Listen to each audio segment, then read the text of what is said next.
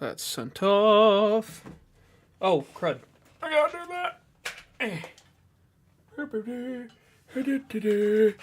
that. I'm getting caught on things. Let's get this right. There we go. Okay, so that's good. Open this up. There we go. Okay. Gengar.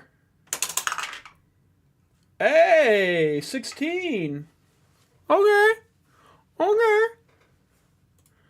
make sure this is up and going. Okay, that's good. Let's get this ball rolling if we can.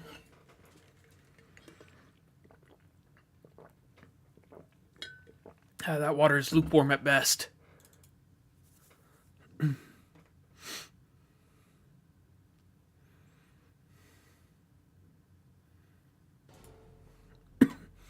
Let me make sure. Full screen, okay.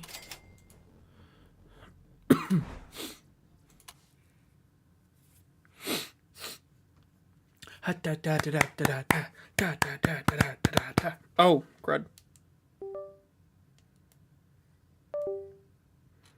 There we go. Okay. That should do it.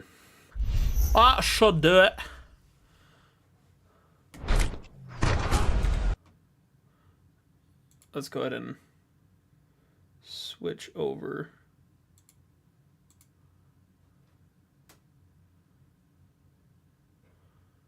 What is going on? What's up, Moon? What the? Why did it kick the game off entirely?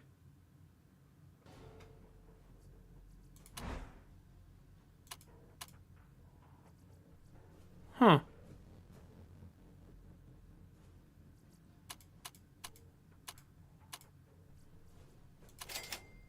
Okay.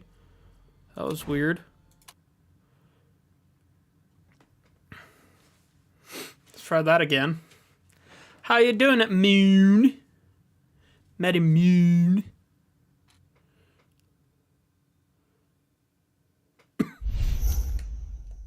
$2K. Gearbox. That's a legit, honestly, that is a really cool, like, channel icon. Or not channel, company. Borderlands 4, pre-order now.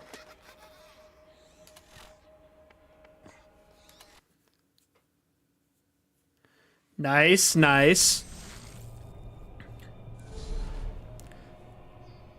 How's it going, Ghostlings? My name is Ghost Aniki, and welcome back to Borderlands. Nah, Stardew Valley, it's chill, you know? That's...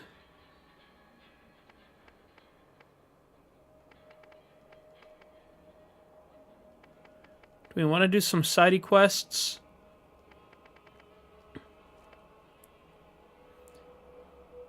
You know what? Now let's just go straight into it. Hello! There are new missions available at the Middle of Nowhere bounty board. Middle of nowhere? Where's the middle of nowhere? Ha! Ooh, which map?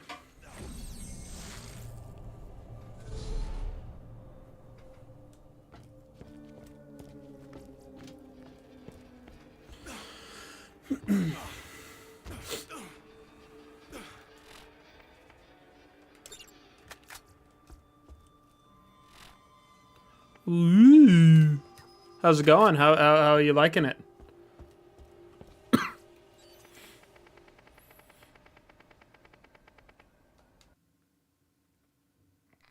Okay. So we're gonna beeline the main story, I think. And then do like side quest stuff after.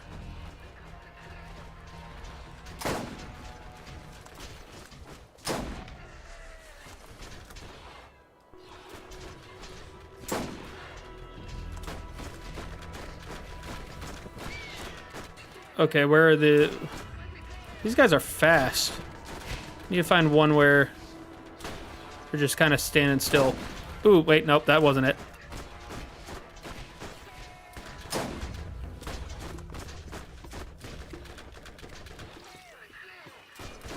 Nice.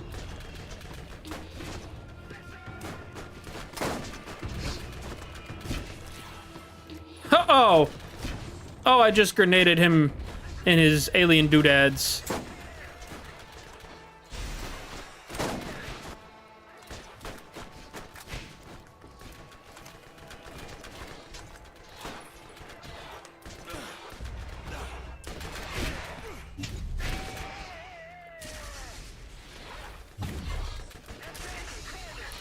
Man, I am not hitting. Really, dude? I just saved your behind. Granted, I was going to hit you after, but... You know, whatever.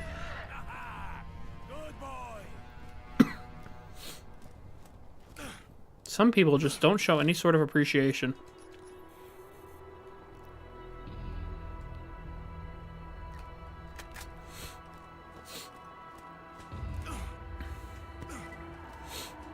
I will say it's kind of neat having more like continuous games going right now, with the two roguelikes and Stardew and Minecraft.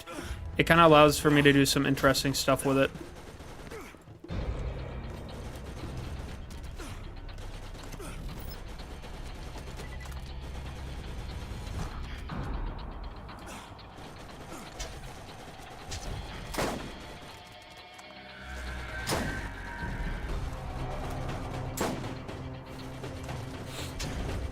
Ah.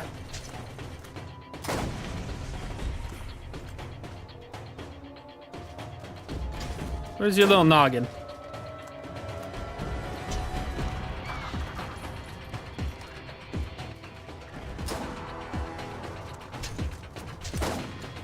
Oh, you suck. There it is. Ooh, that was a good shot.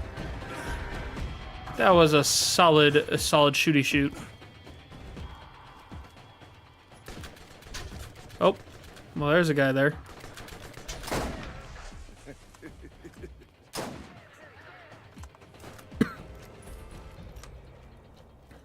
Okay, you guys gonna come out?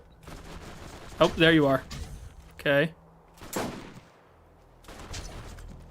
Okay, there's one more somewhere.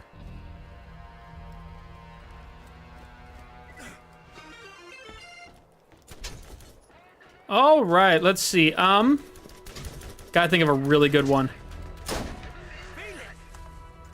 Hold on. Let's see. What is a good animal fact? So,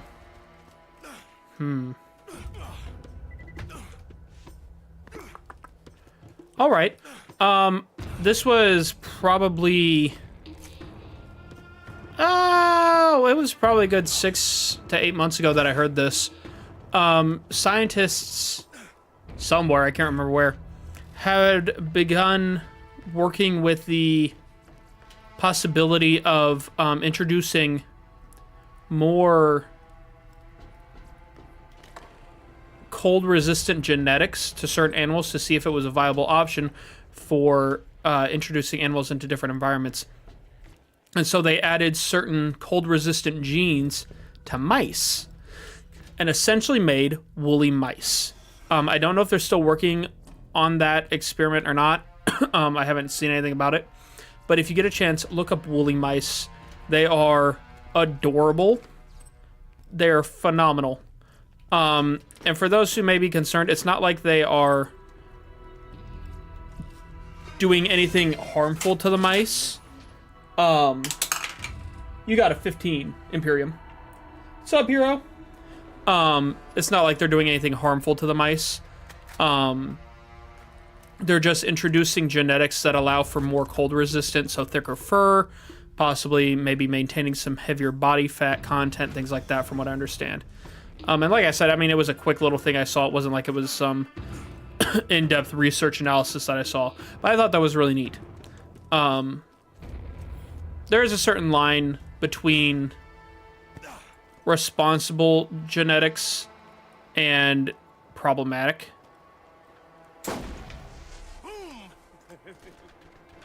Let's go with Iceland.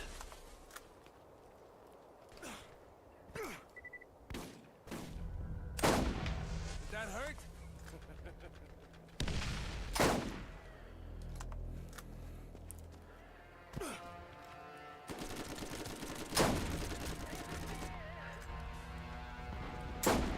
What? You didn't like that? Ooh. How are you doing over on YouTube side there, hero?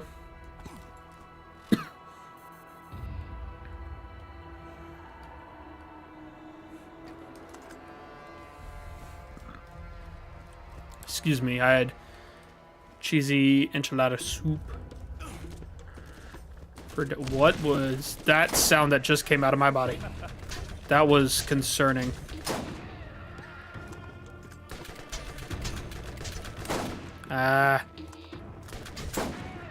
There we go.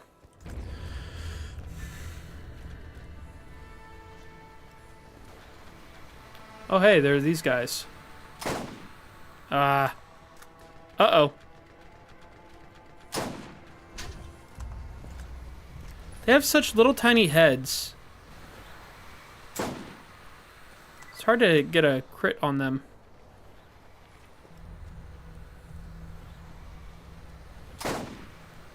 Did I get it? No, I didn't get it.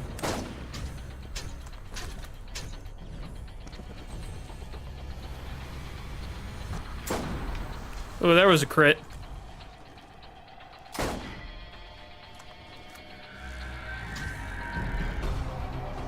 Nice! Good on you, man. I need to start working out more than I do. Alrighty. You got green.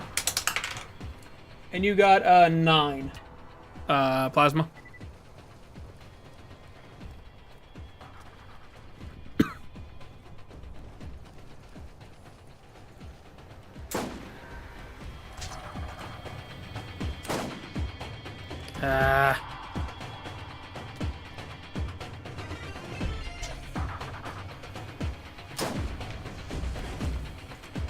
Okay, I think I've...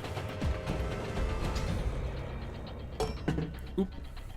Okay, I see them now. I think we got all the aliens.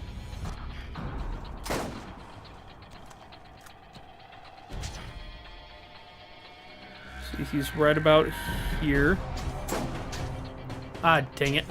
Didn't mean to do that.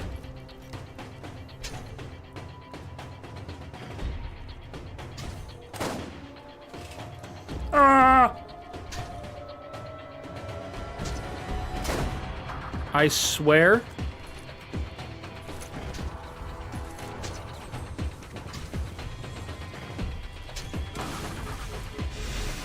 What the? What was that? What is happening?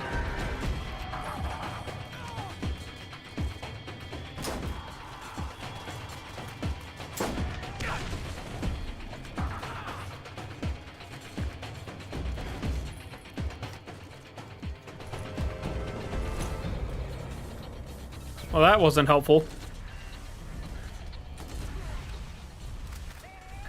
Uh-oh.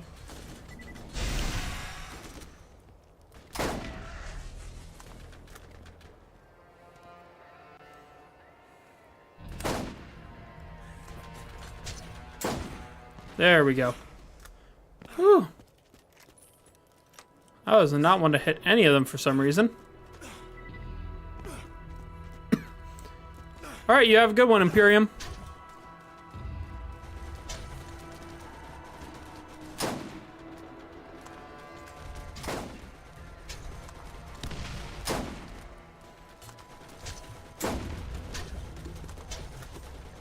Yeah, there we go.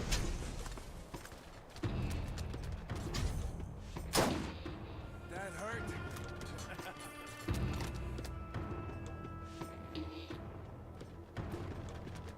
All right, now it's time for a Ghosty Fact, brought to us by Hero over on YouTube. Today's Ghosty Fact: Tuesday is Applesauce Day. That is a well-known fact. I mean, everyone who's anyone knows that Tuesday is Applesauce Day. However, most people don't know why. There's a very profound reason that Applesauce Day is Tuesday. Tuesday is Applesauce Day. Applesauce Tuesday. And that reason is, I say so.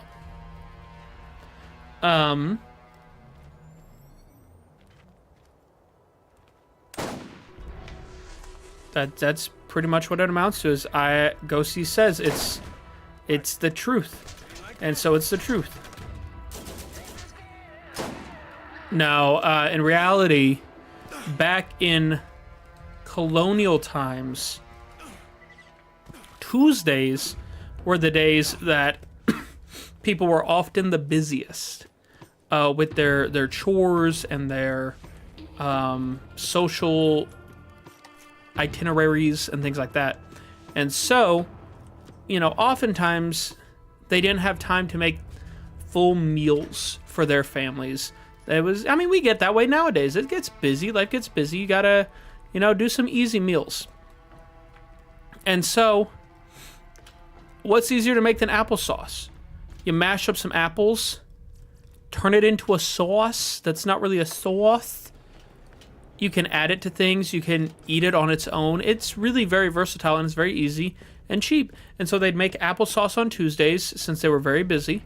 And it was a common tradition among families to have applesauce on Tuesdays. True fact.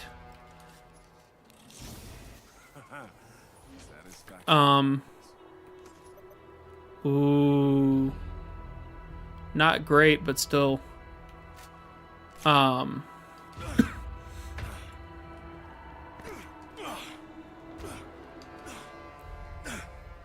And if you ask any historian and they say that that's wrong, they're being paid by Big Pudding to dissuade people from understanding the true value of applesauce. You know, Big Pudding and applesauce as two very commonly loved foods, I guess, by the American people. They're in competition, you know. Big Pudding is trying to hide the truth about what applesauce, the true value of applesauce to American society. So don't believe the propaganda. Applesauce is rooted deeply in American history.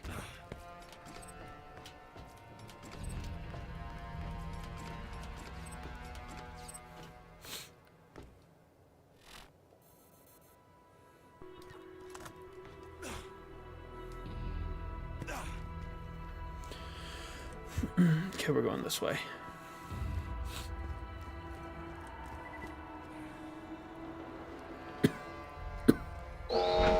Oh, hi.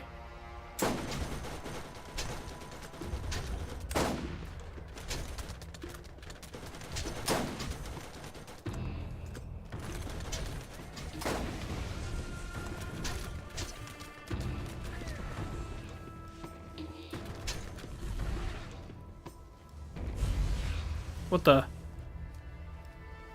Oh.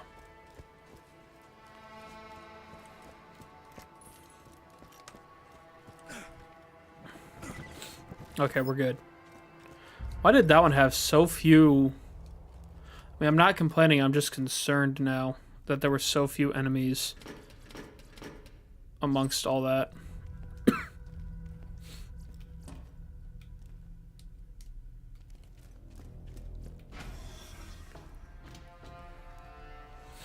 Up the stairs.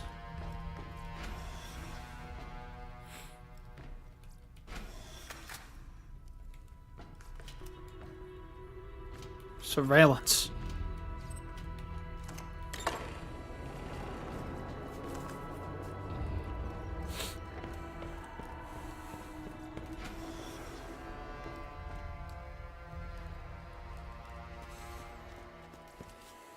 See what we got. Anything good? Mind if I do? Eh. Wait, what kind was that?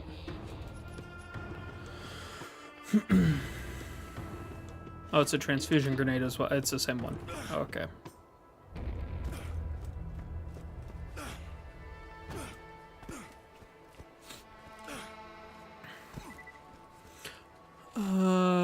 Where's my map? Where's my map? Oh, there it is. Okay, so we're just going down and around. Okay. That's easy enough.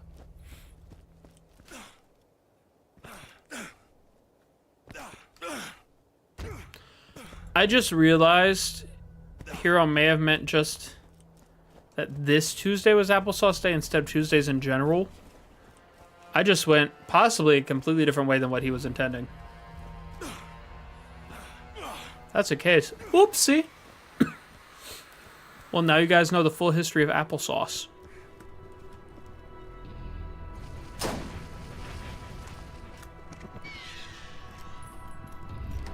That's my boy. Well, that was...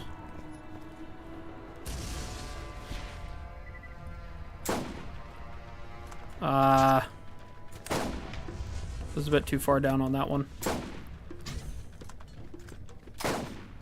There's a good shot.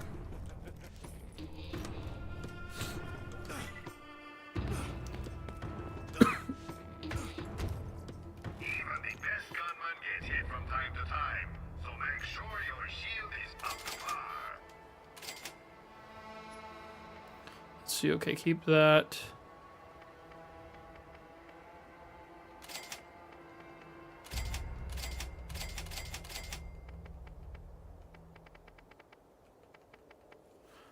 Okay. If you need healing, step right up.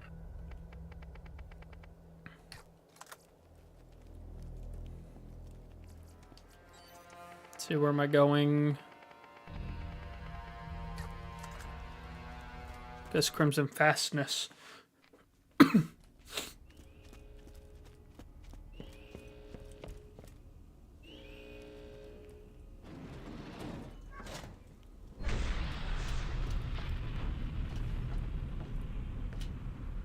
Hi guys.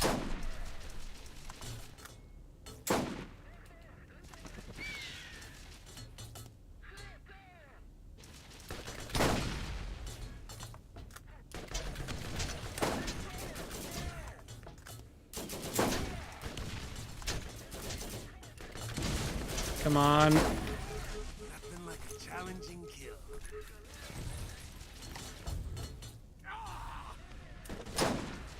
Ah. There's one. Come on. There it is.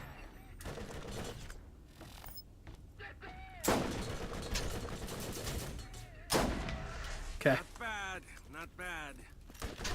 Ah, there's another. Ah, are you kidding me? Can't target them. They're way up there. Oh, hi.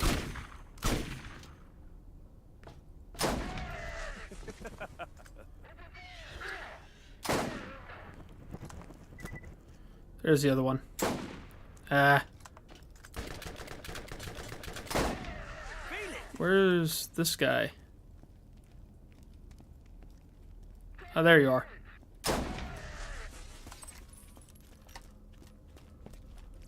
Hey, how did I end up here? What do we have here?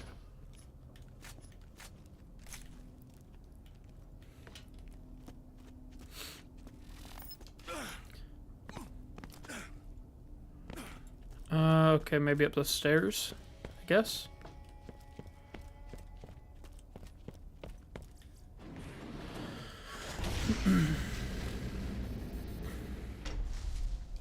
I have no clue where I'm going. I'm probably not even going the right way.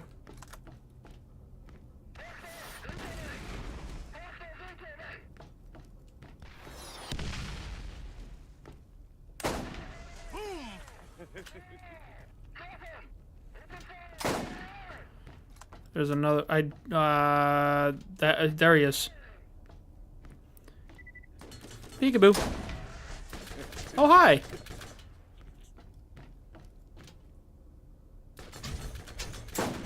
Ah, dang it. What? You didn't like that? Okay.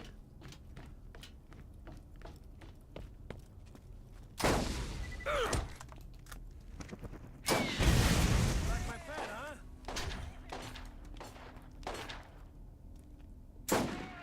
That hurt.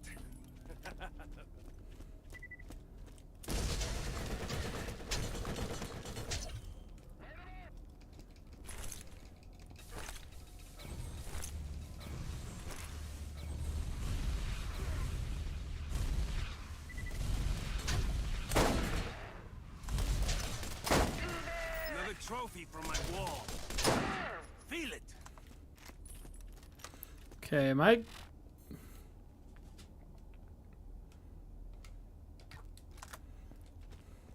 Oh, hey, treasure. That's nice. So you want me to share, huh?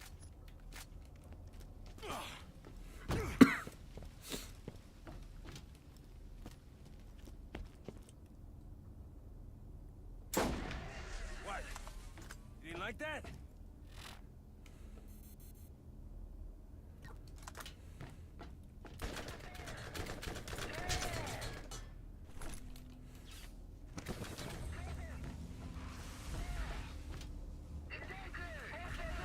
Is it... Oh, no, I can't go this way. Okay. Is there a way through here? Oh, hi.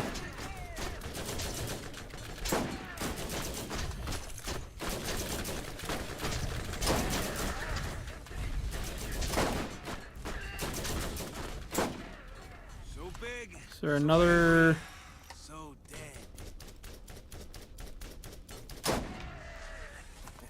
There's one more somewhere around here. Good enough. Good enough. Okay, so now that we're kind of into things, I wanted to explain what I was talking about on the Discord with how Twitch is doing their Trusting you, but we've no time for whom whole betrayed deal. whom. Um, Someone's taken the key and is already on her way to the vault. So, Hey, for me, excuse me. take the bitch down.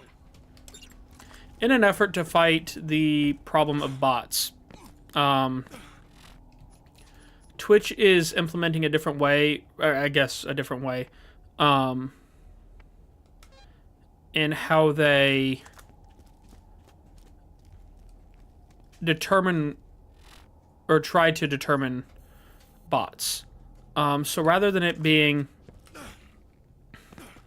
well, actually, I don't know how they did it prior.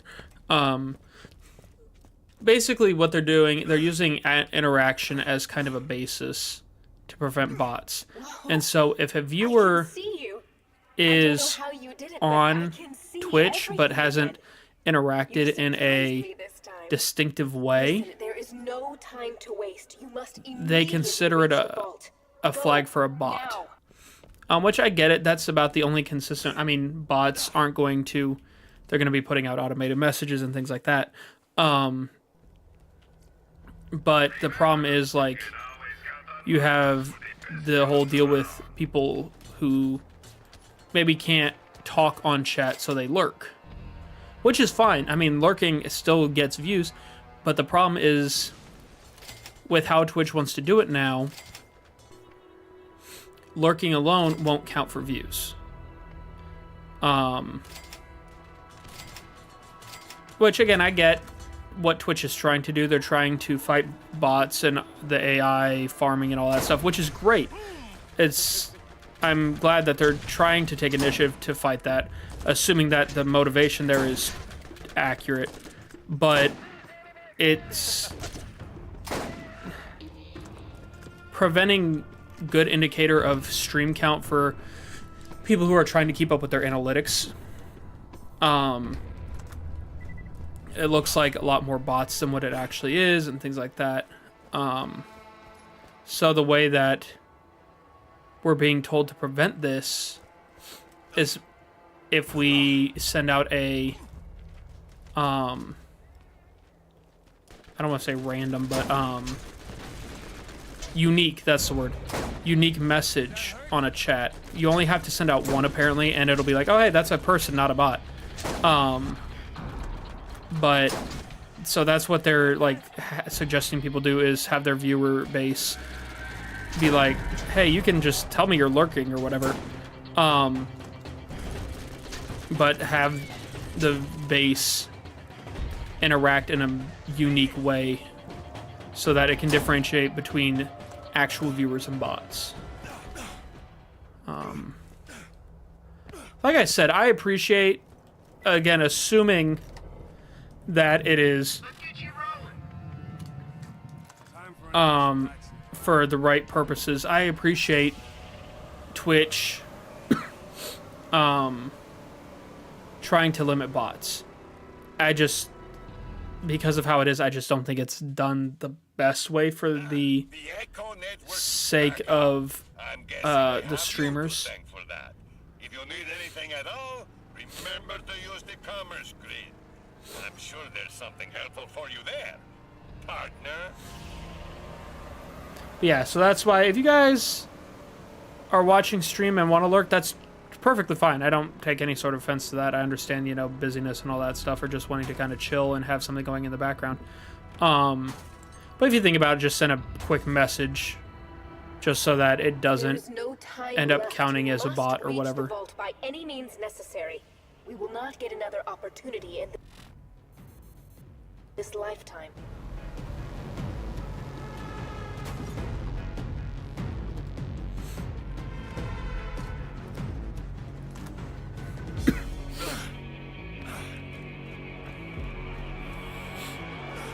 But yeah, that's enough of that stuff. Oh, hi guys. I missed. You like that?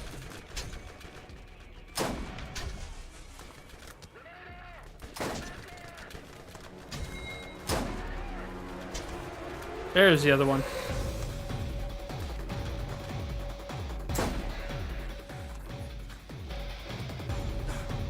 Oh man, there's a lot of them out there.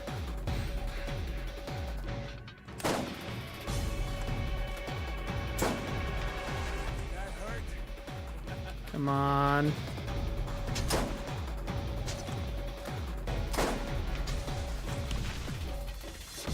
Okay, there's a shield guy. Ah.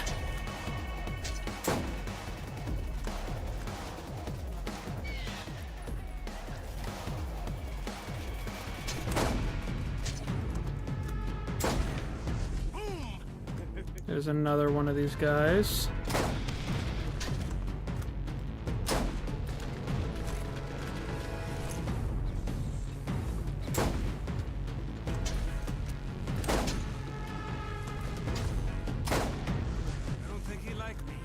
Come on, there's one more. I see ya. There it is.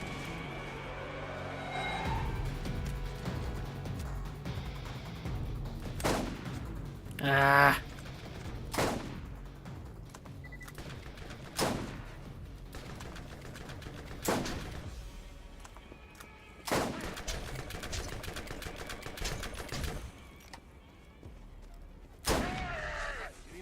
I'm sorry, that was a crack, dude. Sniping at its finest. Oh, hi.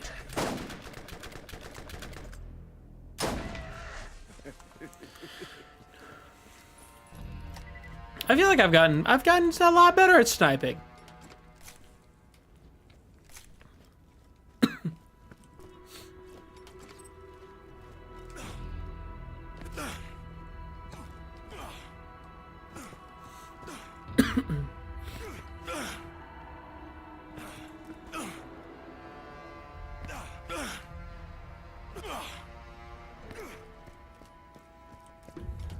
I've discovered Outpost the Descent.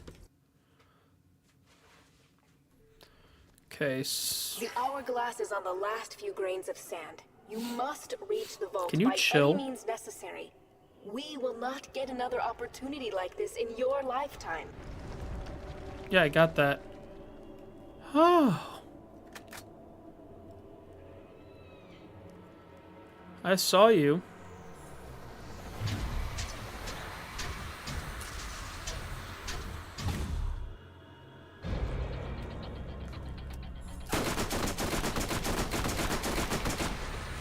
There's the other one.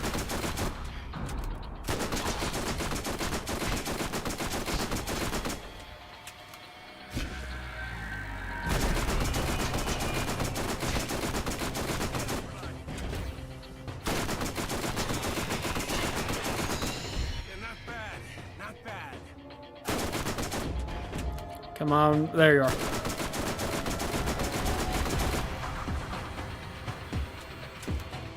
Those things are... They're not the worst enemies, they're just kind of annoying because of how small their, like, critical hitboxes. You okay, bud? I don't think he's okay. I think he looks a bit ouchied.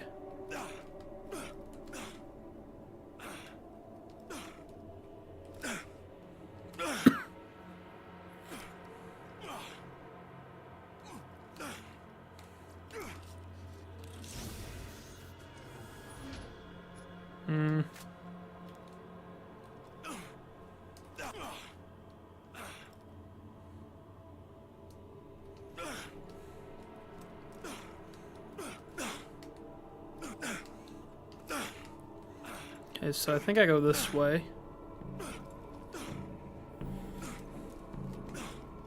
Woo!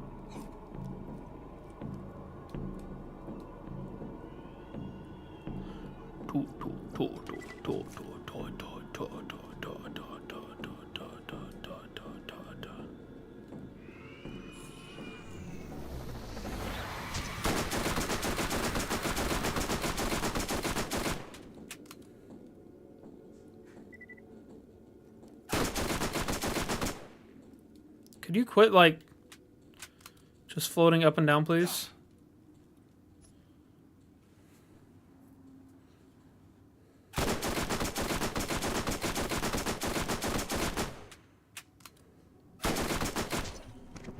Go, Bloodwing.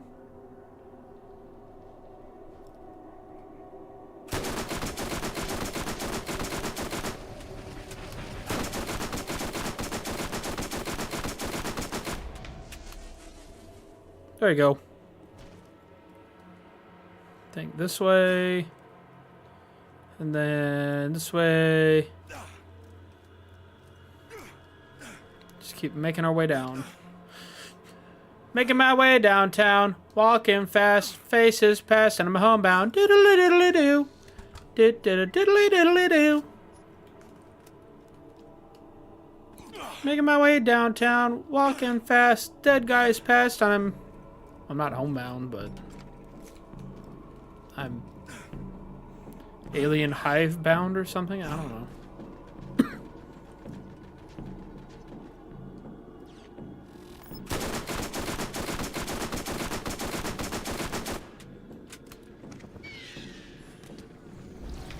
Someone's getting a treat.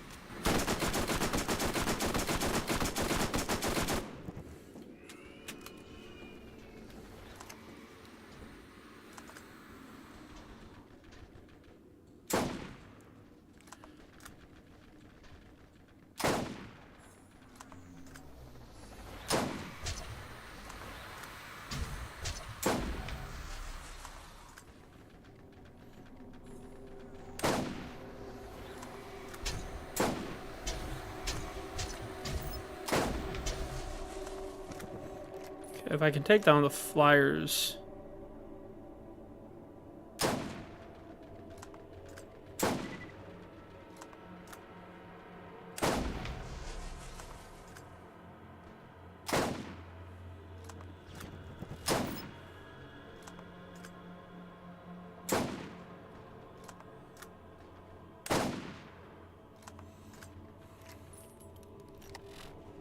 Should probably change Bloodwing to...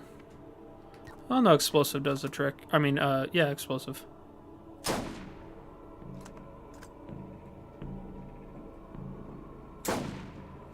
This guy is...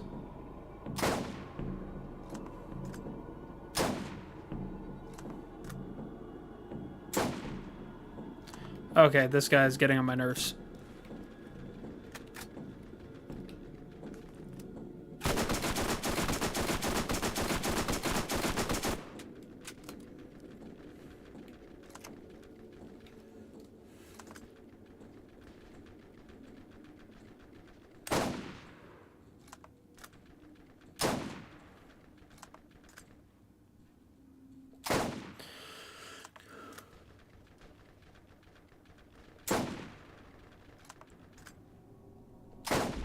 There it is.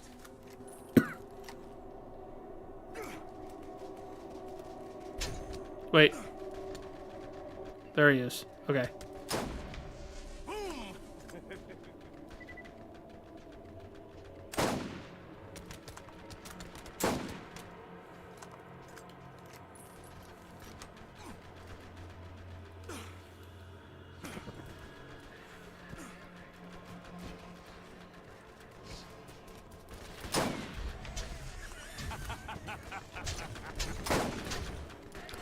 Dang it.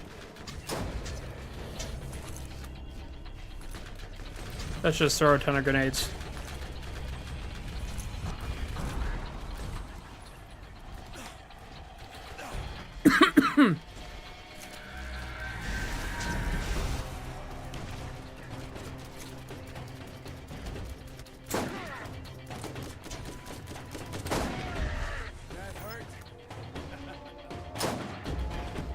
There's that one.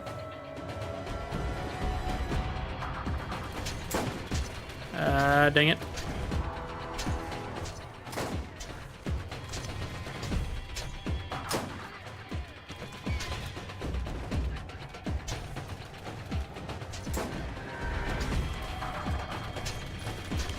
Okay, I'm getting...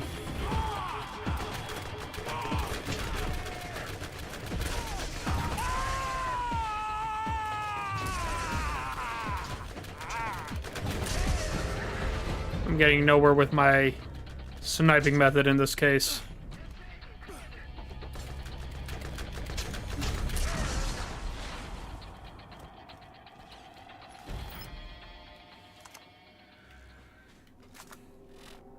Ooh, hold on now. Ooh.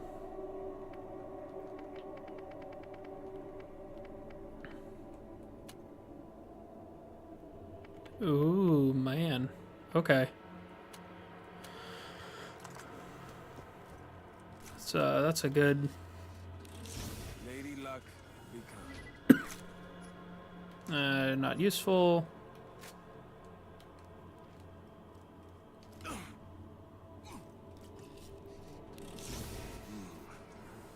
So many to choose from. Not terribly helpful.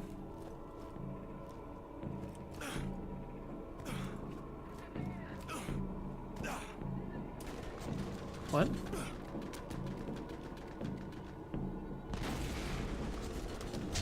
There's a guy up there.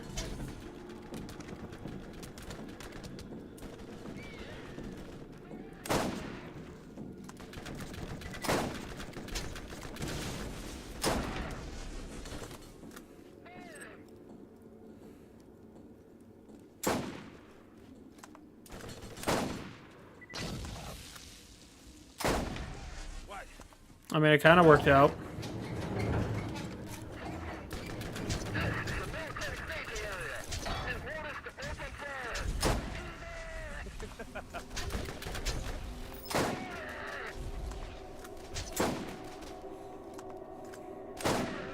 What, you didn't like that? Yeah, not great, but I'll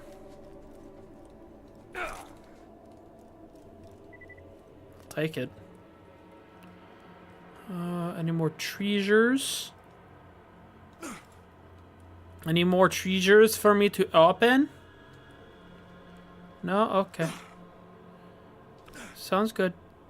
Thank you. Um.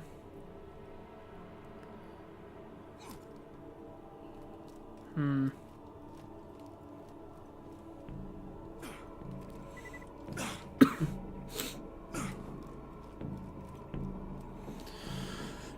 I'm trying to think here if I'm getting near the vault itself. I know there's some weird alien I have to I think the guardian of the vault or something.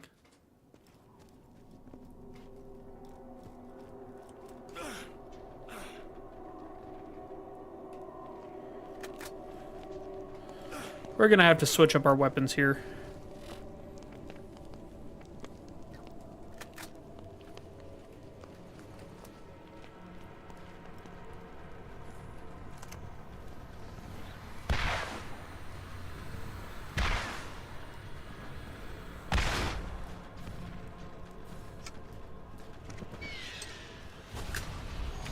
Give him hell, Bloodwing!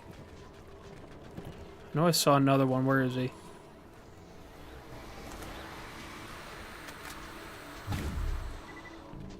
Oh, you suck.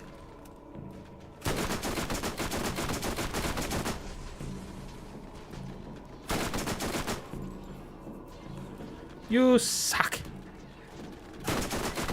And there we go. Okay, there's another one.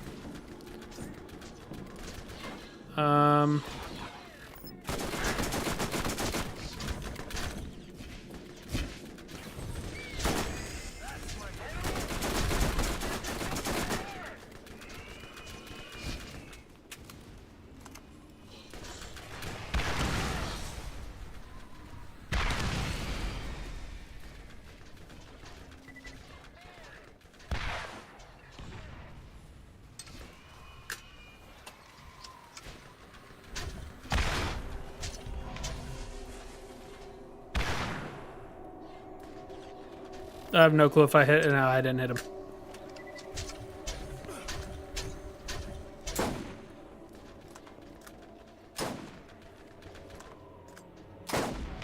Feel it!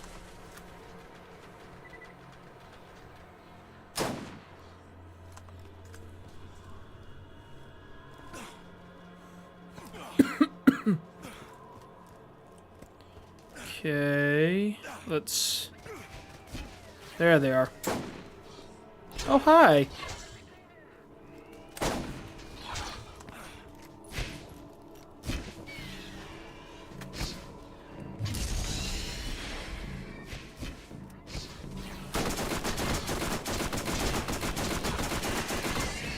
That hurt?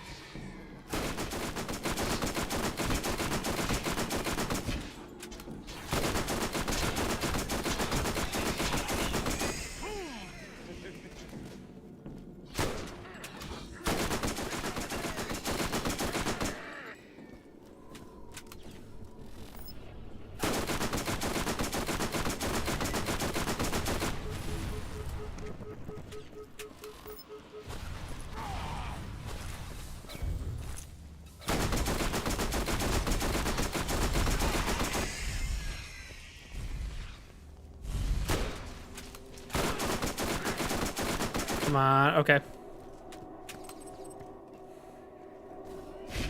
Oh, my.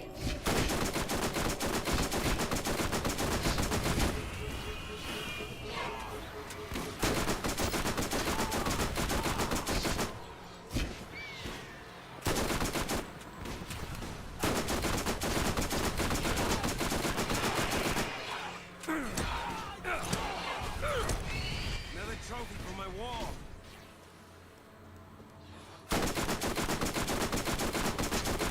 Come on. Oh, okay. Whew. I am hurting a bit here.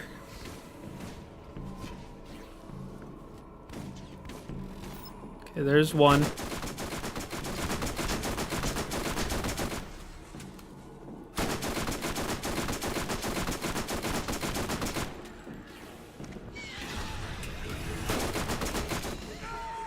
What the? I never die!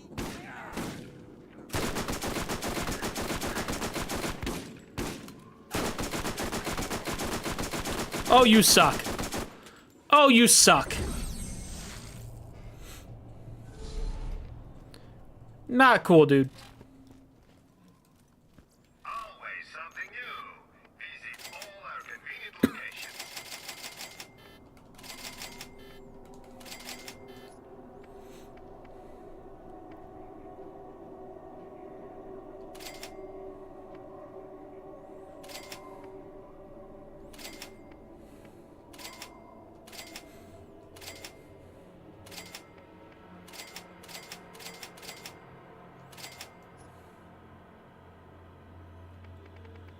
Let's see here.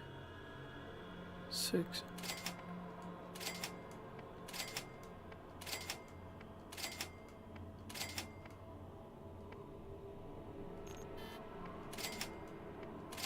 Okay, we'll upgrade all of our stuff. There we go.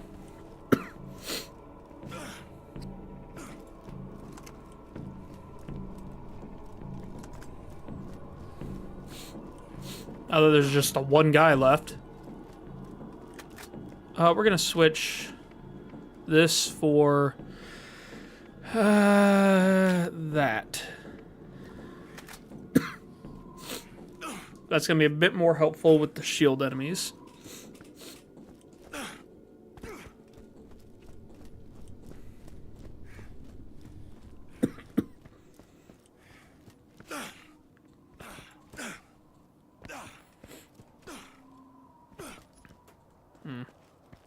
Oh, hi. Hey, thanks for following, man. Welcome in.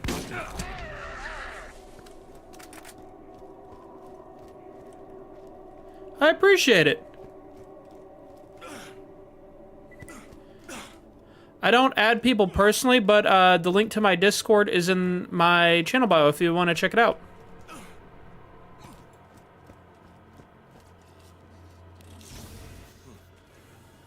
do we have here? Those aren't great.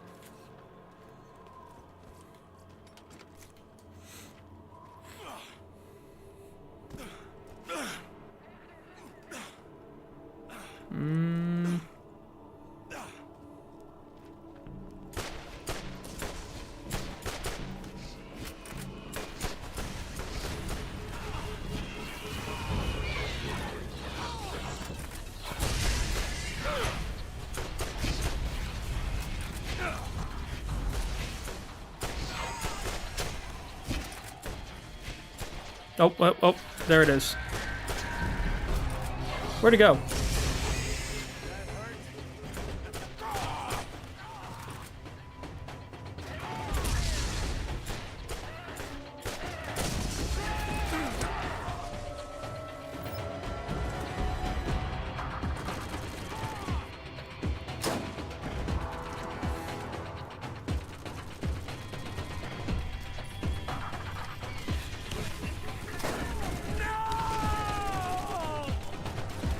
Okay.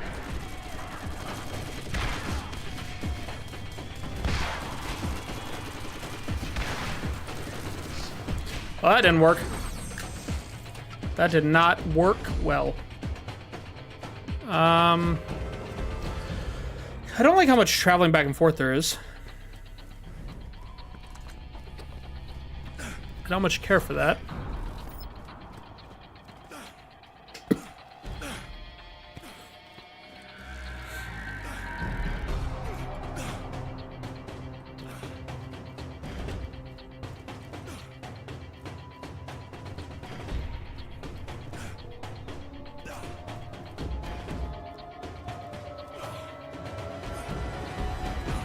Okay, where are we going?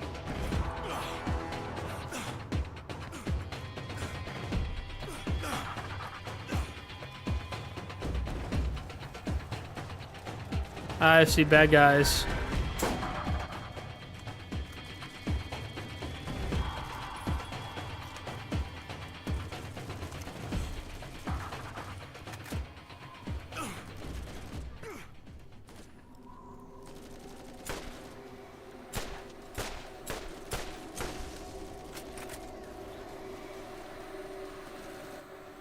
There he is.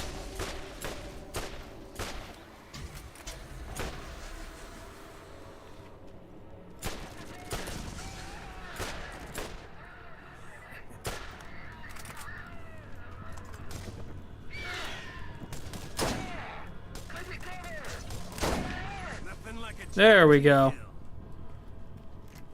Get some good shots in there. See if we can get...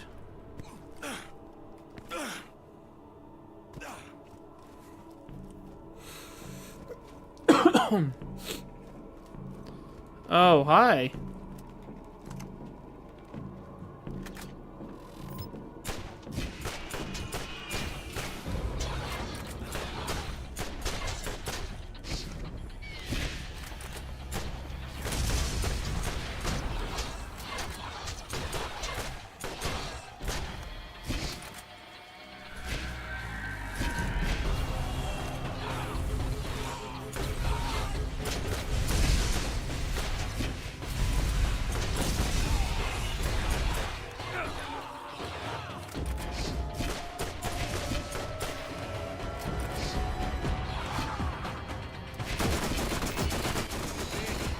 There we are.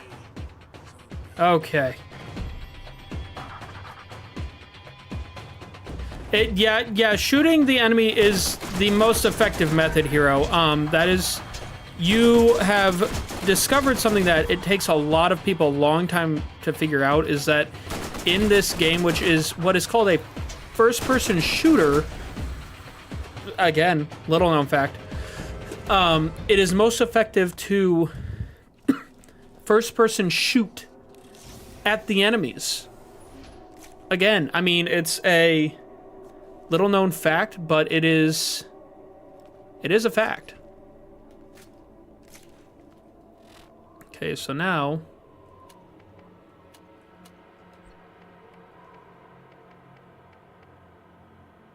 Oh, that's a sniper. Duh, that's why...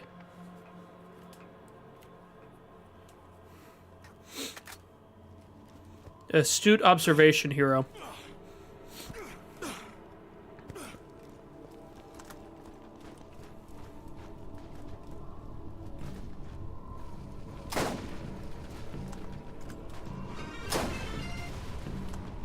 Alrighty.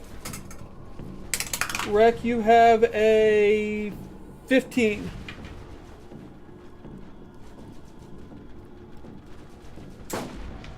What? You didn't like that?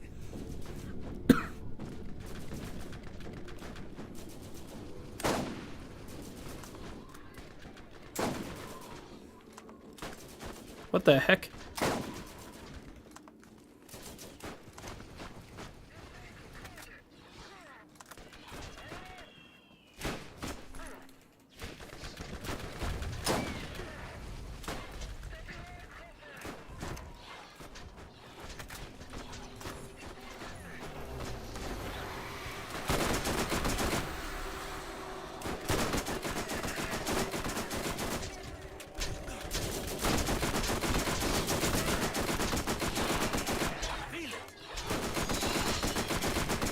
Stay away. There we go.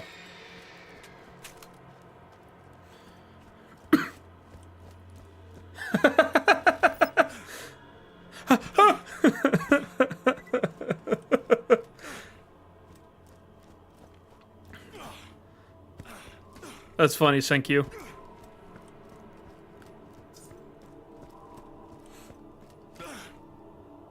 This way.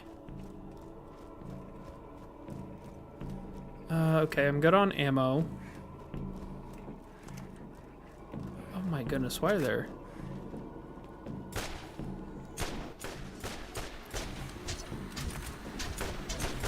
Come on. Come on. There we go.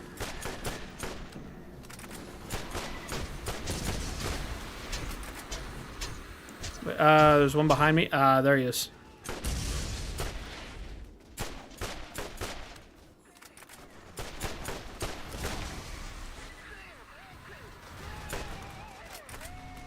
And there we go.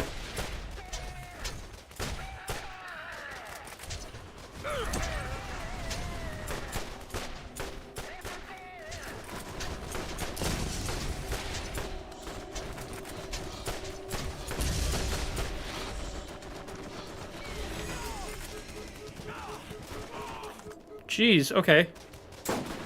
Ah, just above. Uh-oh. There is one.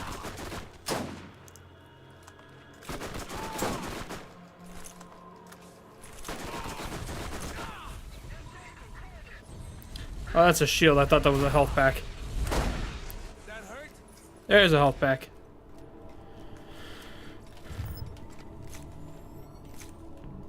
Okay.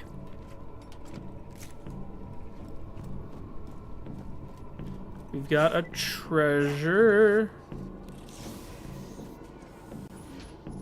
Is there anything good in it, though? No. No. No. Wow, a lot of no.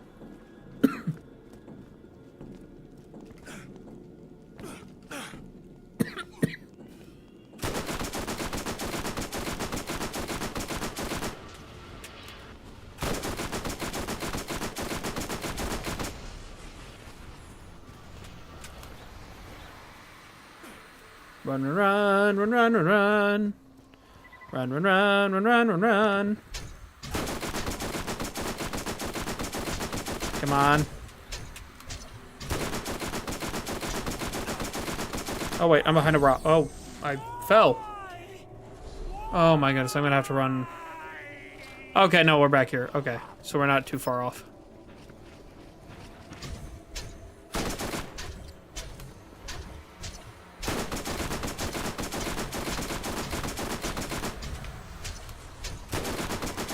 Come on.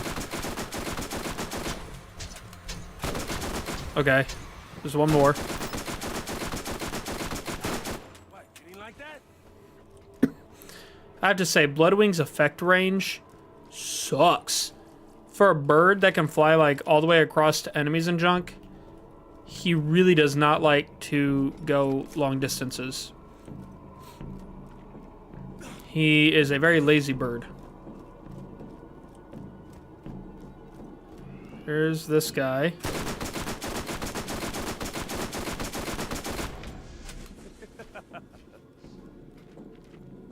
Where's the other ones? There he is.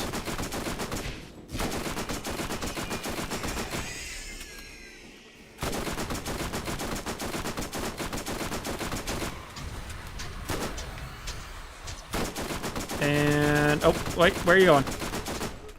Come back here. There we go.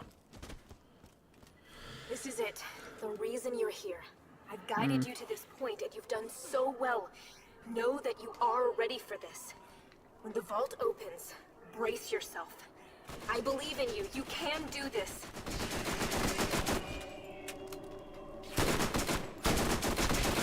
Well, I would if I could get to it because of these guys. Where'd he go? There he is.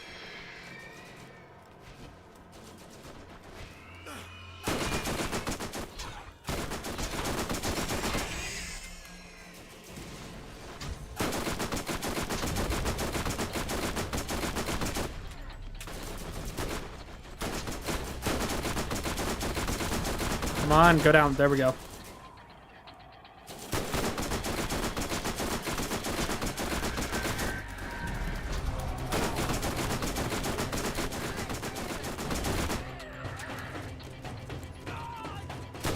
Please tell me he's the last one. Nope, not even close.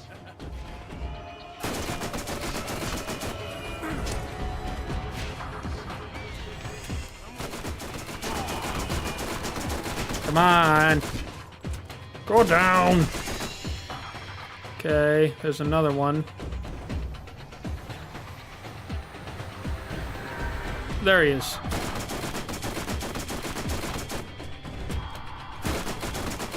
Okay.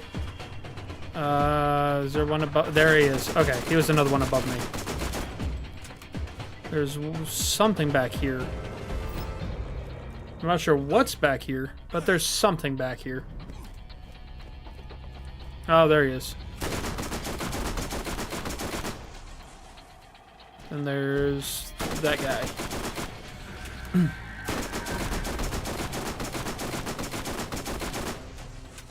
Okay.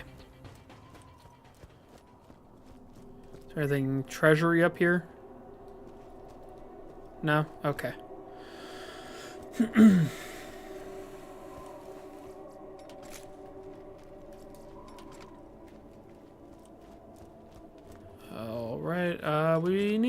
refill on ammo, please.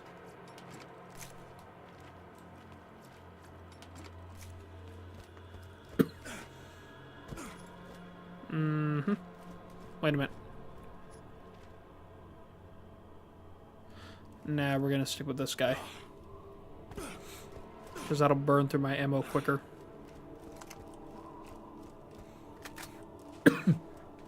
Okay, so the vault. Dun dun dun. That is also true, hero. You have failed to listen to Commandant Steele. I've warned you time and again, yet you persist on ignoring my orders. The contents of the vault are rightfully the property of the Atlas Company. Are they now? But you... you belong to me. I don't think this is gonna go how you hope it goes.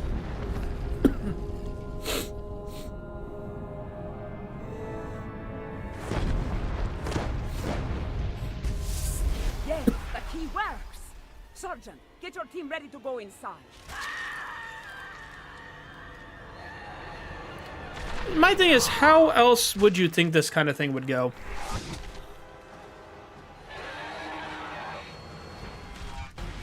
Don't give up. This creature may be immortal in its own realm, but in this reality, it cannot survive without a host, and that makes it vulnerable. When it becomes flesh and blood, it can be hurt, even killed. You just need to know where to aim. Yeah, I'm pretty sure the eye, the giant eye, tends to be a good indicator. Oh my gosh.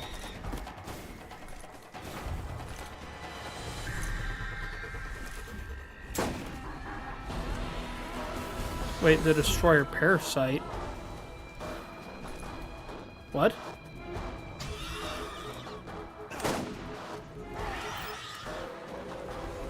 Okay. Ah.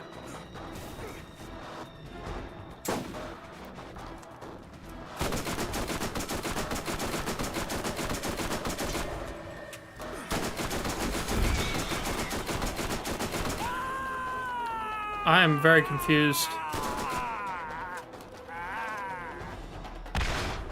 Oh, wait a minute.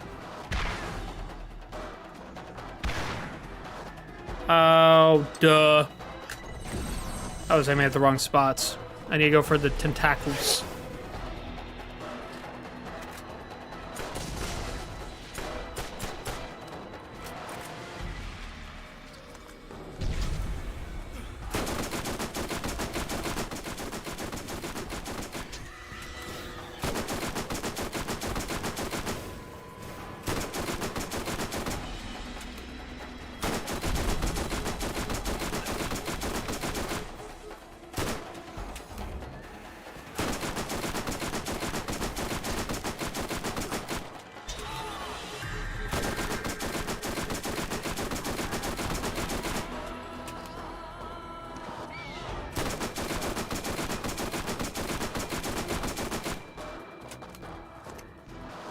Okay. I wonder. Ooh, okay, yeah, that does a lot more.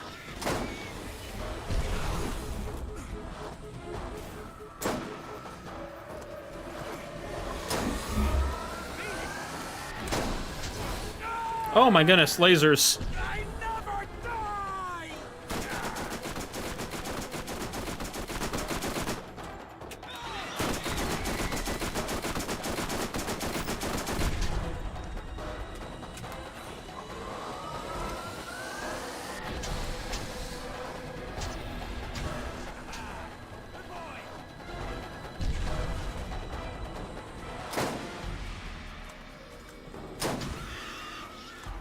Okay.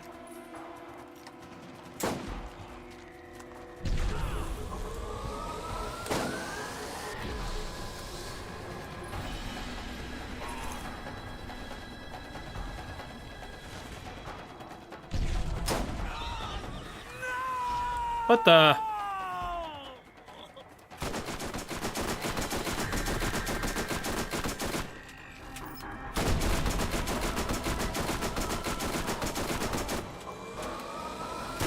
Uh-oh.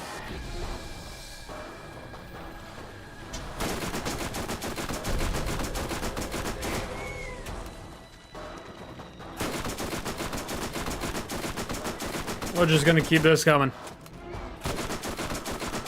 Sustained fire. Ah, missed. One. Ah.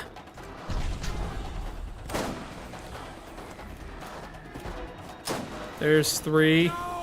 Oh, crud. Let's see if we can... Ha ha ha ha.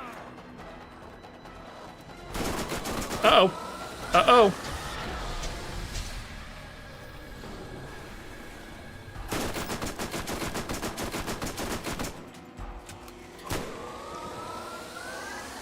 We'll just stay back here.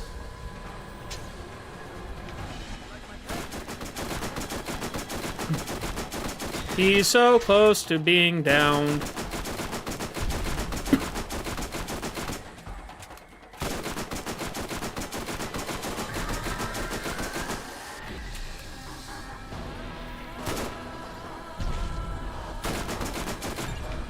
There it is.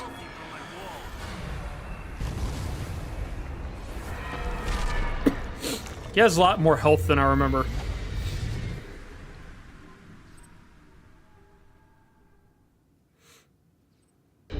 You opened the vault! I'm sorry I couldn't warn you about what was in it. But for you to be there to stop it, it couldn't have unfolded any other way. That's You fair. did well, and your actions haven't gone unrewarded. The key won't open the vault for another 200 years, but I'm sure Tanis will pay you quite the fortune for it. Now go. I'll be watching.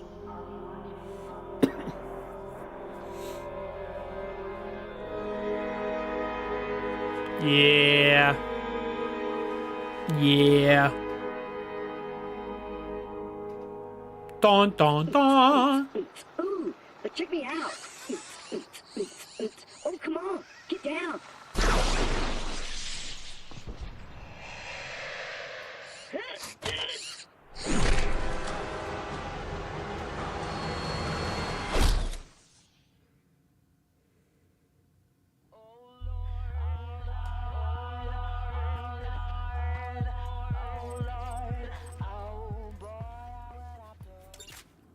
Sweet. That was really good timing, too, because I see that I am very low on ammunition for this weapon. Eh.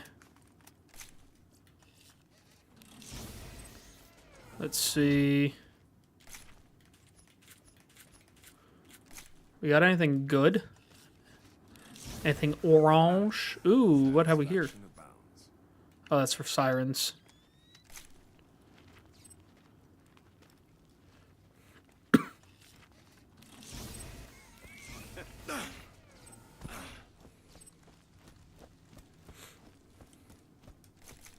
Let's see here.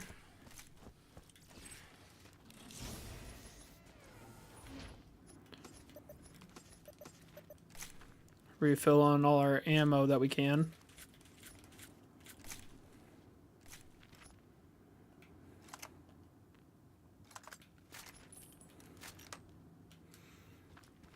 Okay, I think that's... Oh, wait. Don't mind if I do. Ooh, okay. Ooh, better sniper. Sweet.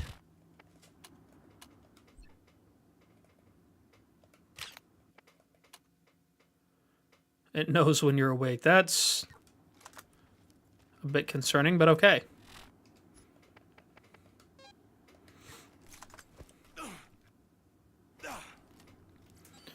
Okay, so where am I supposed to go here?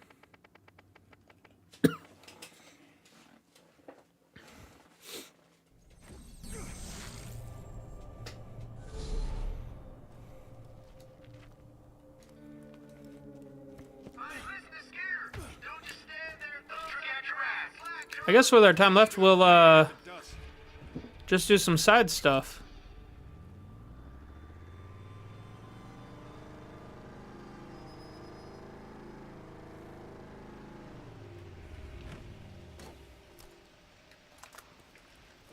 I do want to check out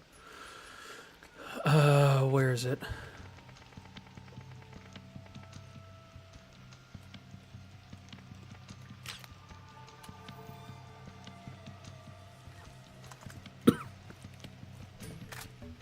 I want to try this guy out. Oh, Damn, no ammo. that's interesting.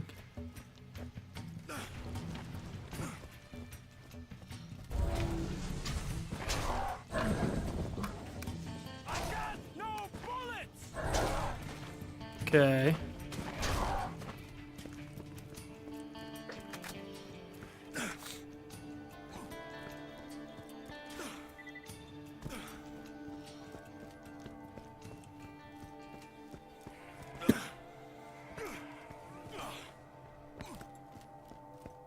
What can you do for me? There you go.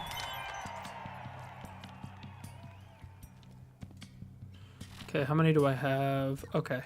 Let's hope you're more useful than the last one I hired. Ooh, wait. There's a chest I don't think I've gotten this run.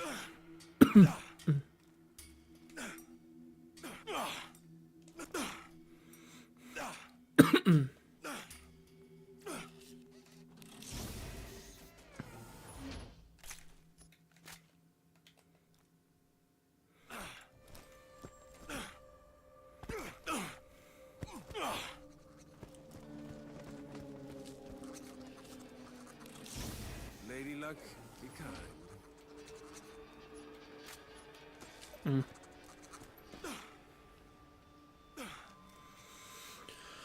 So, do I want to try to do the what's it called?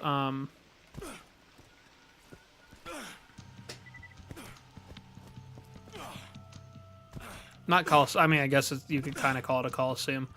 Doggone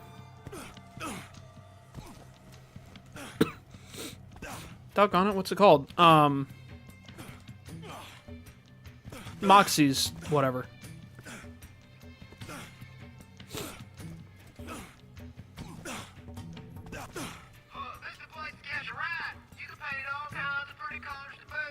Let's give it a shot.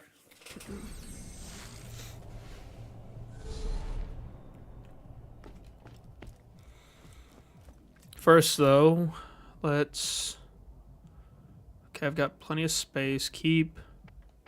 Put away.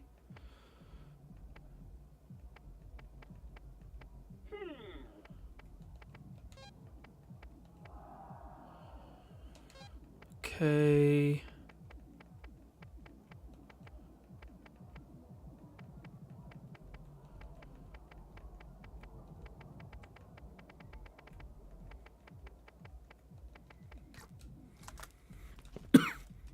What the heck just happened there?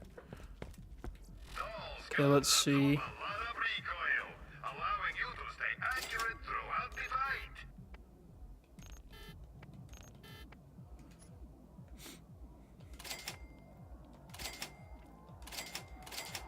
Okay, we're gonna sell a ton of this stuff.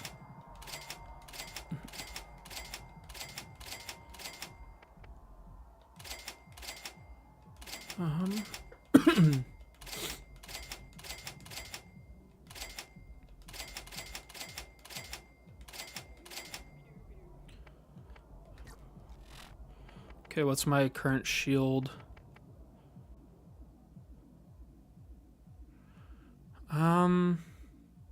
It's not enough of a difference, and that one has a faster recharge. So...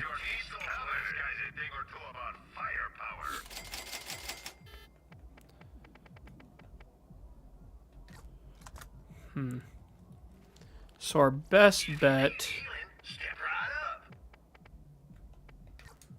Let's get a good thing going here. We want our shotgun.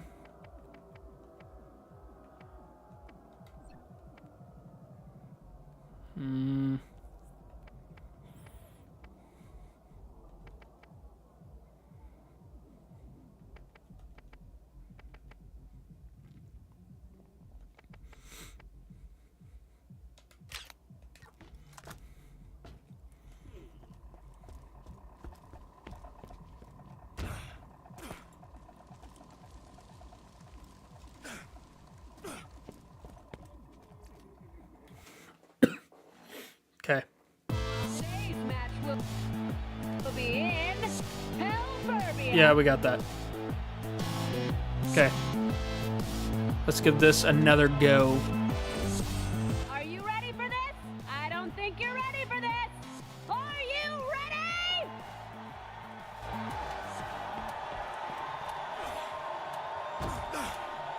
Oh, you want me to stop?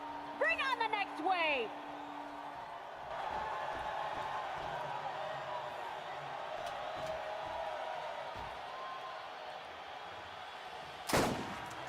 Did that hurt?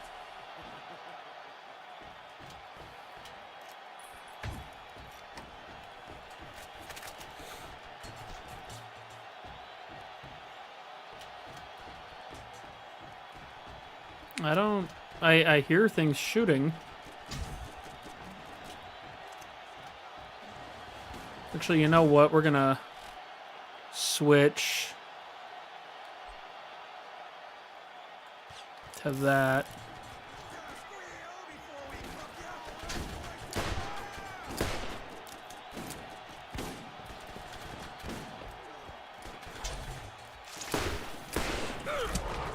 Hawking slag? Mordecai is in the zone.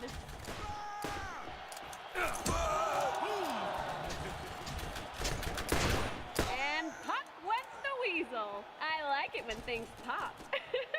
What does that mean? What are you talking about? Can you keep this pace up? I find few others can. Ma'am, I think you might need, I don't know, to calm down a little bit. Bang! Guess what round it is? Gun wave! There is one. What? You like that? There you are.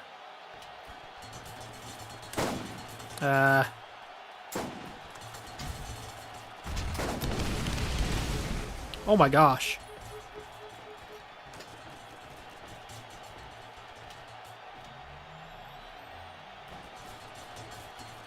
That hurt?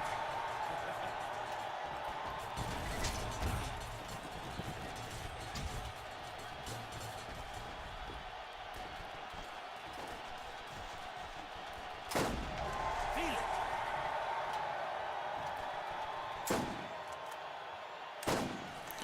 Okay. There's one. Did that hurt?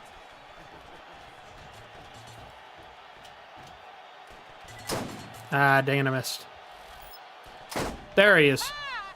Another head goes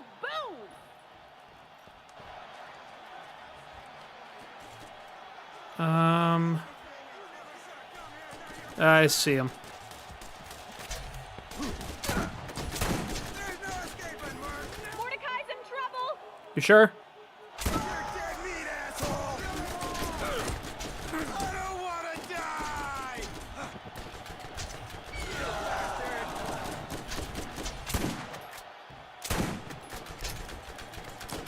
I got one. I've been slow.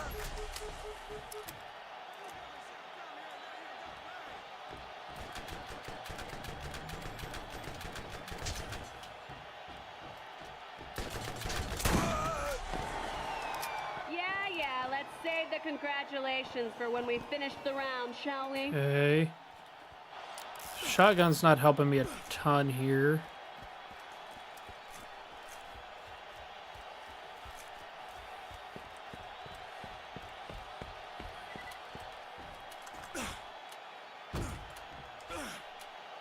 The hard wave is coming to eat you! Oh, nom nom nom! Okay, so if it's a horde,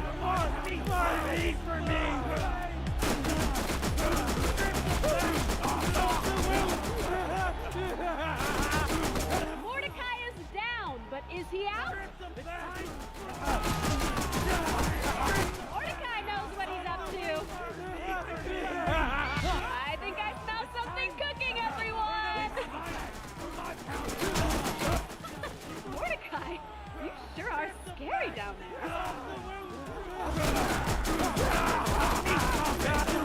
Mordecai is on a roll.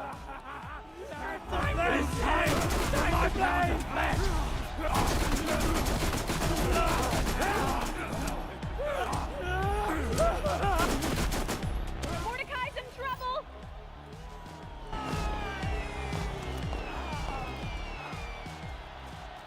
Okay, so I really need to. This is round 1 of 5. I always hated these side quests. Oh, snap! Is it? Could it be? The badass wave! Okay, so this one I'm gonna want to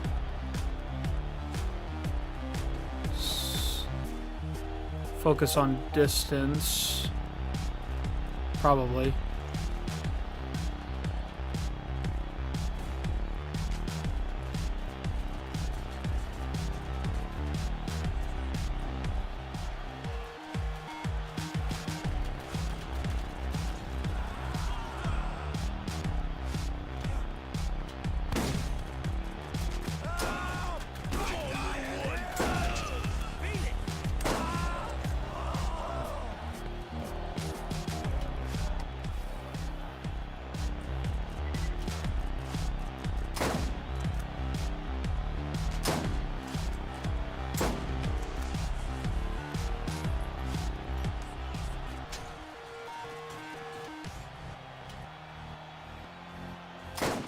Ah. Woo! Another one bites the dust.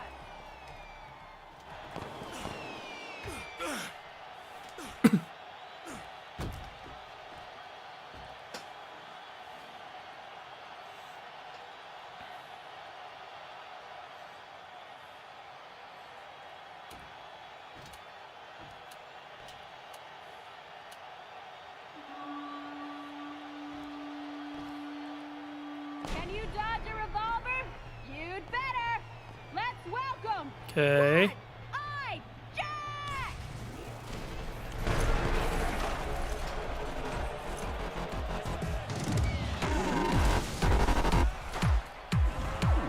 Mordecai Well, is down, okay. But is he out?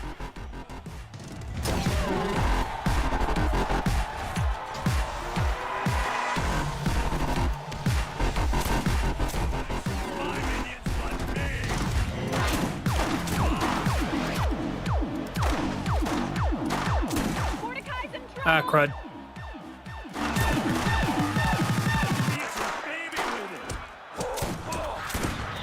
Yeah, I'm down. Dang it. Aw, where did my heroes go?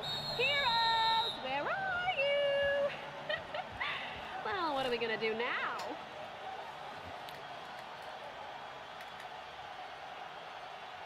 Yeah. Like I said, I never did really like those, like the Underdome side quests. But especially with laggy movement, it's hard to get those down right.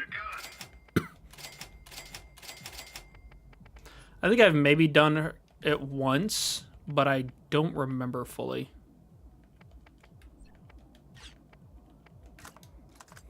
So let's see. Side quests. Since we beat the story,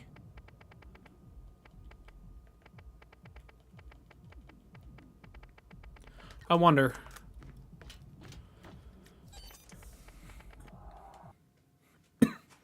I thought you could fight Claptrap out here.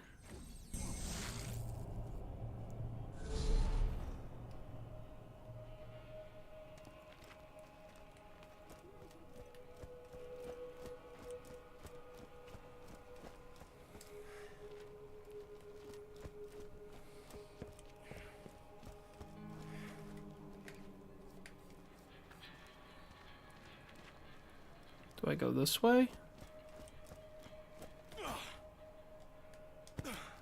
How do I get out of the town? It's not that one. There we go.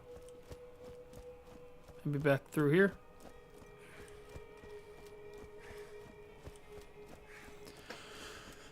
I thought there was a way to fight Claptrap, but maybe not.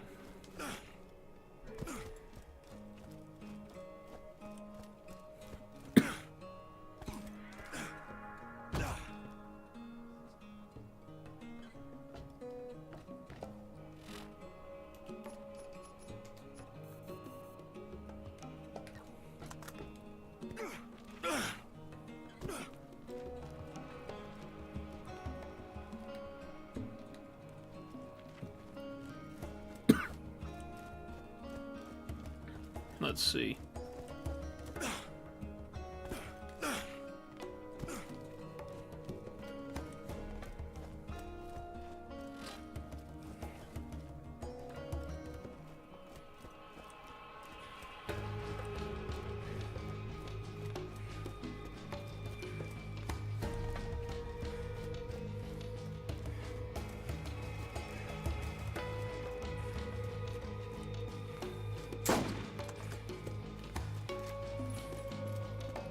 I thought it was around here somewhere.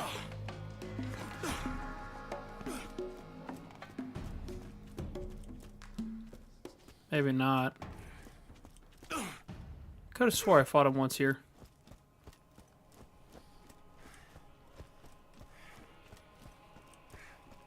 What's this?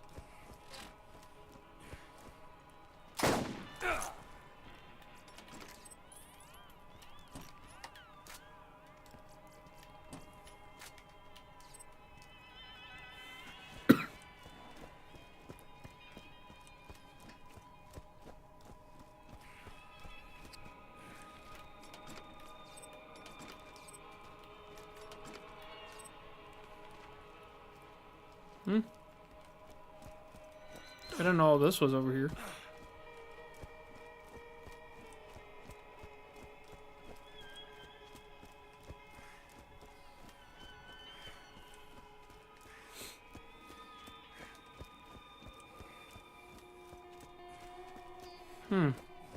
Could have swore Claptrap was over here. Oh well. Let's pick a side quest to do.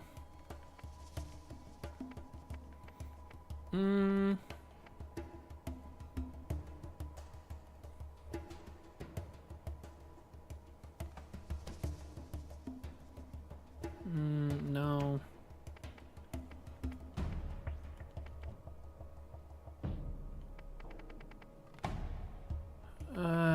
Man, because all those are longer.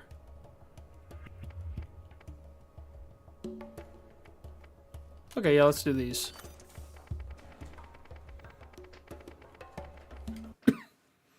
Let's do these.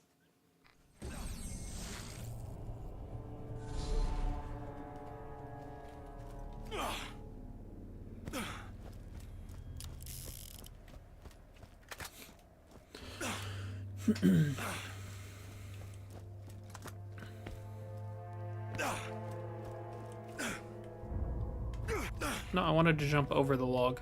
Please. Please.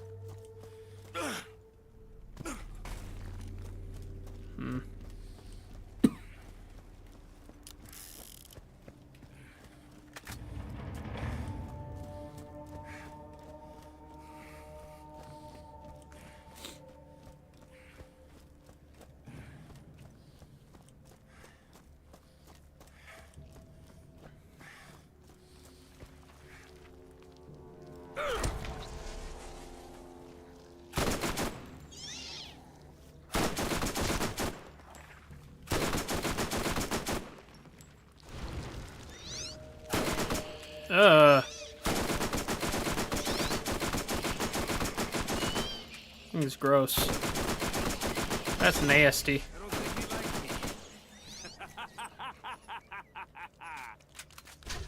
Where are they coming from? There's one.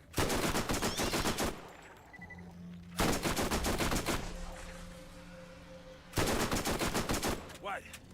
You like that?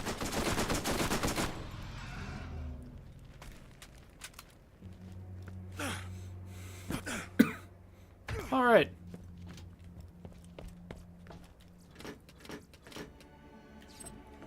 So now let's go to...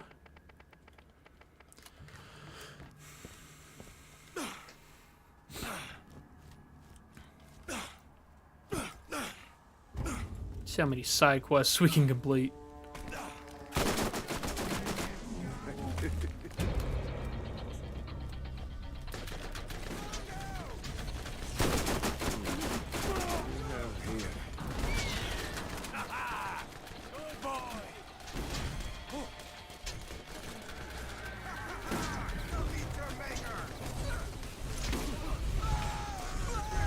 Okay, so wait, is it this way? Yeah, it looks like it's this way. Or maybe it's not this way.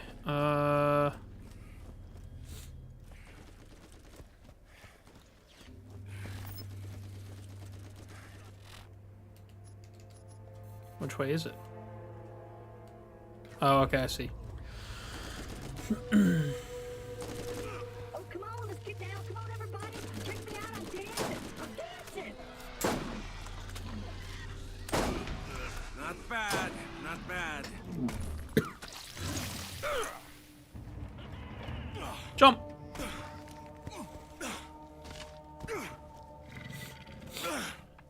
I'm trying to remember. I think... I can't remember if Challenging kill. one is... I think one is the shortest of the 3 games. Four main games. In terms of just the baseline story. I feel like it is. I mean, it starts out slower than the rest, I think. But I think... I think one is maybe the shortest. I can't really remember the story of the pre-sequel other than the boss. So I can't really say for sure. I know the pre-sequel had weird mechanics with the moon and everything.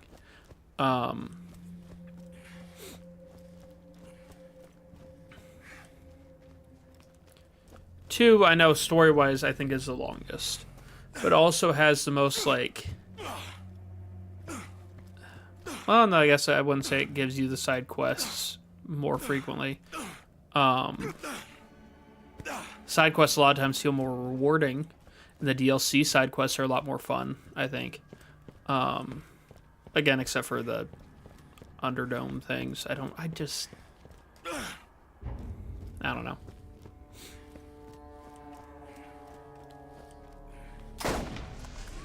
Now, see, I did do it as Brick on my first playthrough or whatever, and it went a lot better. But that's also because Brick is an absolute tank. Same thing can be said about Krieg. If you level up Krieg enough, I mean, he is just unstoppable.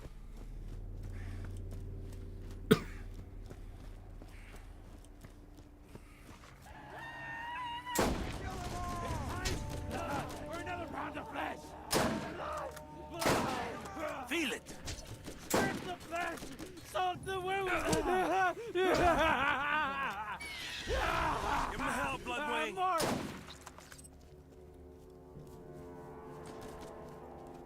There he is. No, not likely.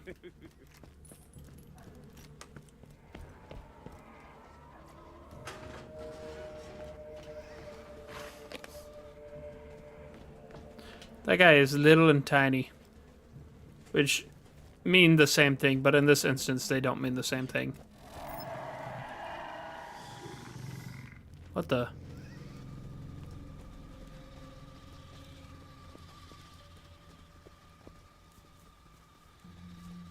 Why do I hear a robot?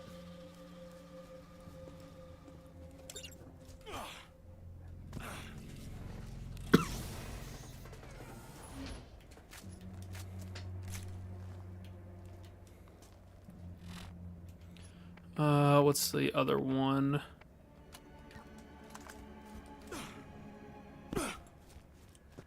So what am I supposed to do here?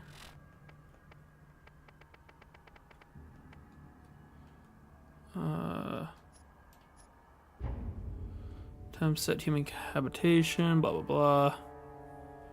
Queen Spider implement in the middle of the camp. I want you to take that implement from the rival queen and place it. Oh.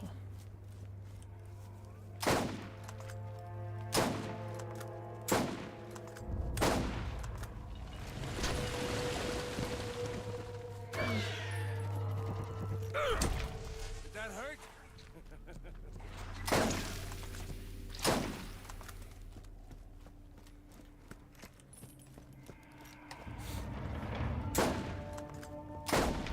What? You didn't like that?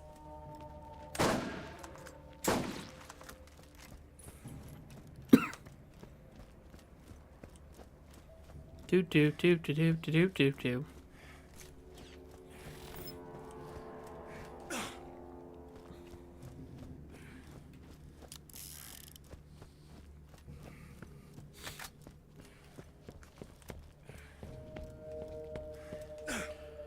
Onward, continue onward, ever onward.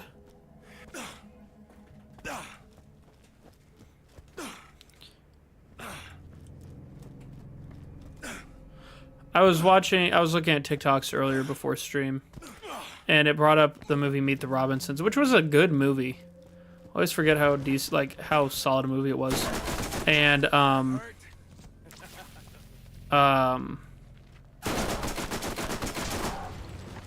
the phrase "keep moving forward," and I was just thinking about how like a lot of movies. I say a lot of movies, but realistically, I can only think of two examples. One of them being Meet the Robinsons, but have that same thing of like, keep moving forward. Because like I'm thinking Finding Nemo too has you know just keep swimming and all this stuff. Like I said, that is literally the only two examples I can think of, which really might mean that I'm just talking out my butt right now, but. I'm gonna stick with my original thought and say it like it's absolute, because, you know, keeping to my the initial thing I said.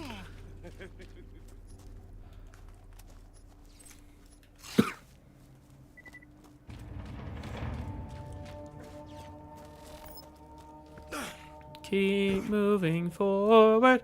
Keep moving forward. Keep moving forward. I don't know. I don't remember the song from Meet the Robinsons. They had a whole jingle for his company and all that stuff, and I don't remember.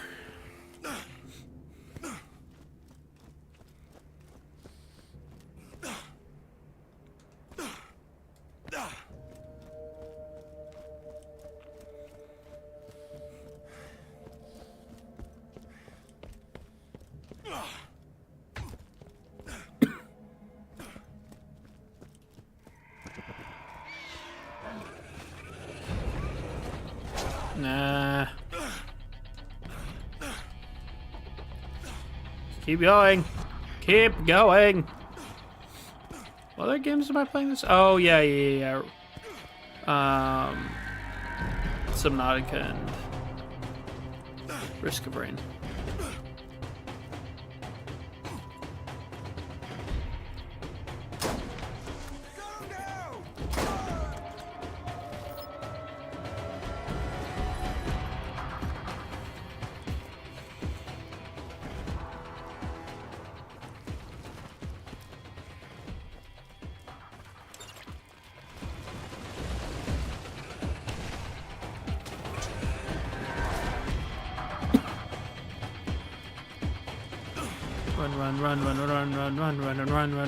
Run. Oh my goodness, they are chasing me. Look at those numbers. They just keep on coming.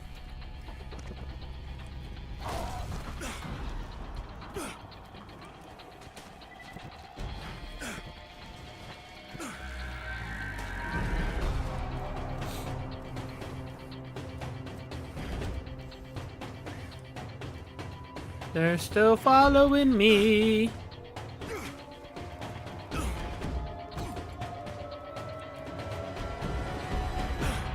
Guys, I'm at bait. You can't tag me. I'm at base.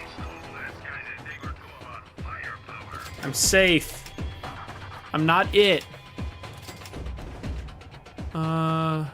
Get rid of...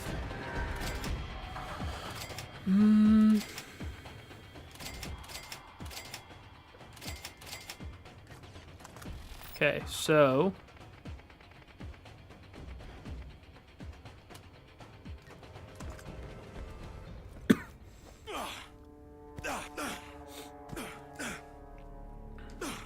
see just how many we can do.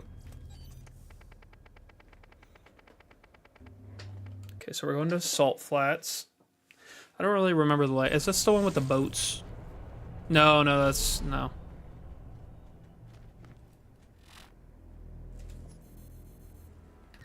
Oh, it's all the way... okay. That sucks.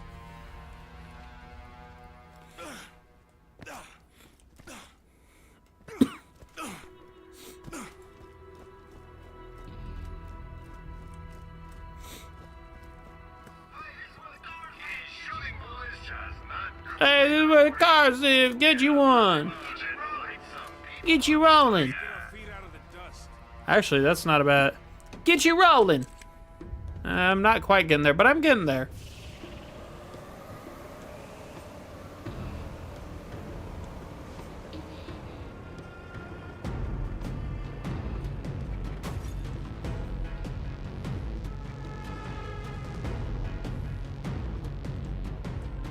Okay, well, I guess I'm getting out here. Alright, Dusk. 5.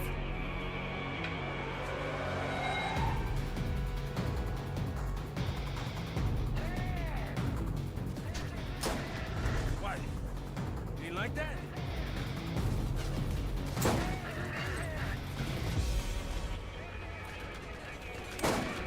Feel it.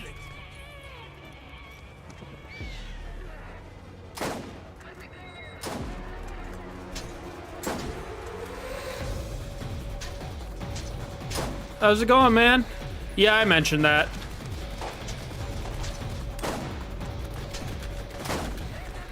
Sir.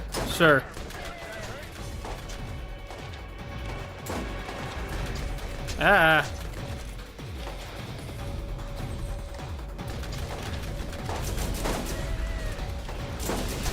Ah, dang it.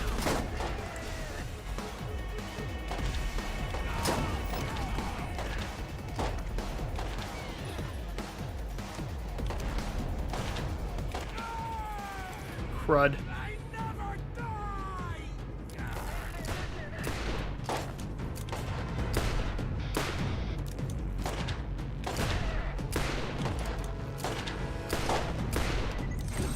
Dang it.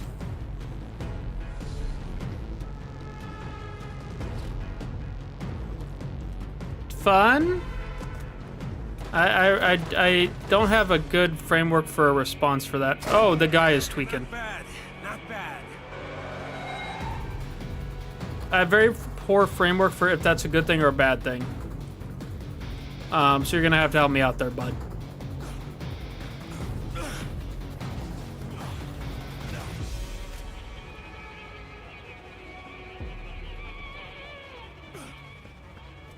Okay, good. Congratulations.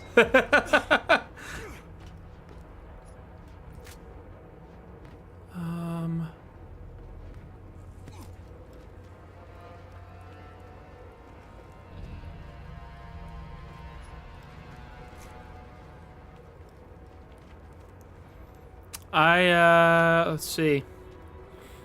I'm almost done reading Obojima, and then I'm gonna have session 0 and get all that going. So that's good. That's fun. What?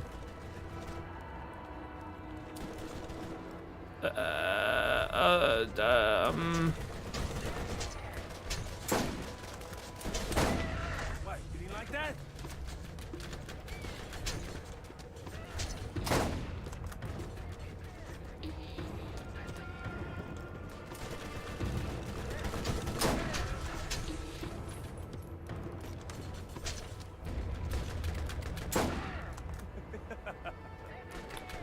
There's...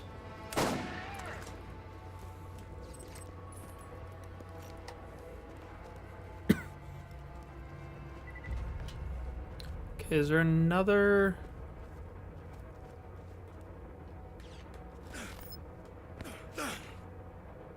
No, there's got to be one around here somewhere.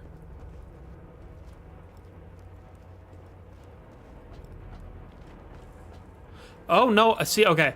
I saw something about him DMing, but I assumed he was DMing for Dimension 20 like he has been. I know there was some question about that. I didn't realize he was doing it for Critical Role. I'm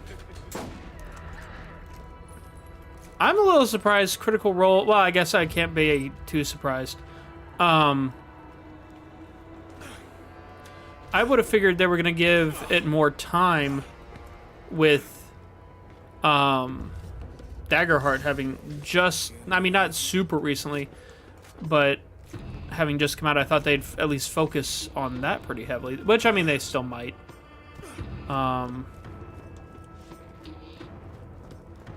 They still may focus on it for this campaign, this season.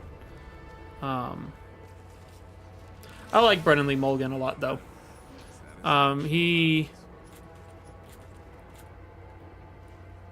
Right. Brennan Lee Mulligan is probably the DM in terms of style that I relate to most.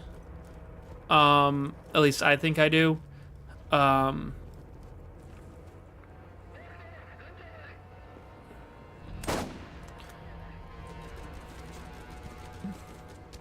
Plus, I just really like his sense of humor. That hurt?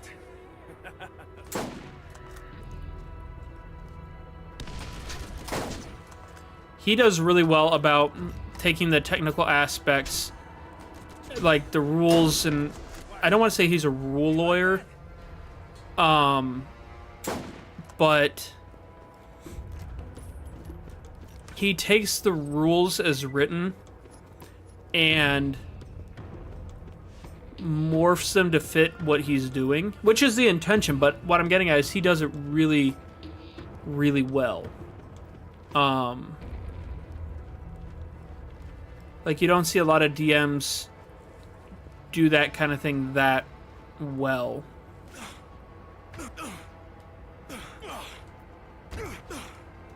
But he does a really good job of making the rules as written fit into his story, rather than his story being reliant on rules as written.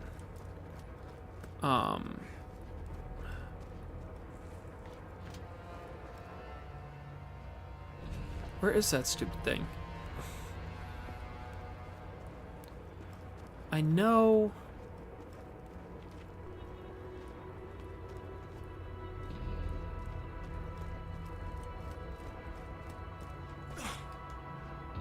Uh-oh.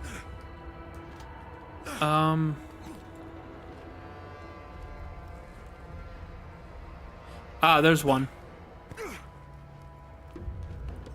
What do you mean heavily rely on improv like he does? Are you saying I do, or that is the intention? Or I'm not sure I get what you're trying to say from that. That was not a full sentence, good sir.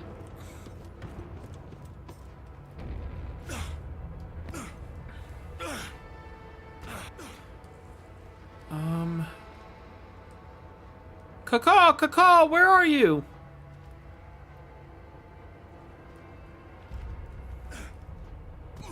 The thing with Mercer is...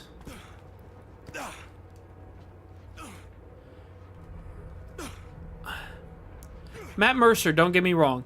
Phenomenal DM. And he is a large reason D&D is as popular. And role-playing games...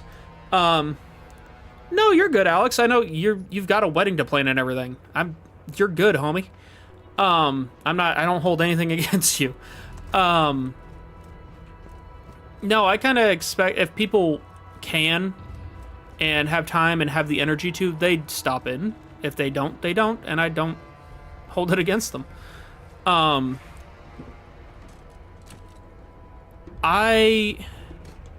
thing with Matt Mercer, and me and T. Rico have talked about this, is he is an absolutely phenomenal DM. But he has set expectations for what D&D is supposed to be way, way high. Hugely high. Because, A, it does rely a little bit, from what I understand, the show relies on scripting a bit. But beyond that, it's so theatric. And he's a voice actor. He is in games and anime and shows and all this different stuff. He's been doing this for such a long time that people go into it and expect that their game is going to be this big role-playing thing. And it's not. Like I said, he is a phenomenal DM. And the show is great. And in terms of theatrics, amazing. But it's not a good indicator of D&D on its own. I think, honestly, if you want big name channels, I do think Dimension 20 does a better job. But even more than that, I think Legends of Evantris, which is another one to watch, I think they do a very good job at showing what D&D actually is. Now, they are a little bit theatric. Because they all, there is a focus on the roleplay aspect, and over the combat typically, but Legends of Evantris, I feel like, is a very solid one for what D&D really typically looks like, and I'm hoping with that this channel, when we get to D&D, is a good indicator of what D&D actually looks like. I think I've got a good group for not only the roleplay aspect, but for the mechanic aspect of it. That's good at we're going to do well at working with each other on these things.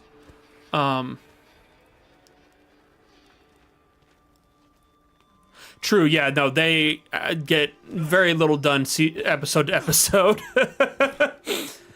My wife is currently watching their first campaign, and she's been watching it for ages, and she's just now like 10 episodes away from finishing it off. I started with their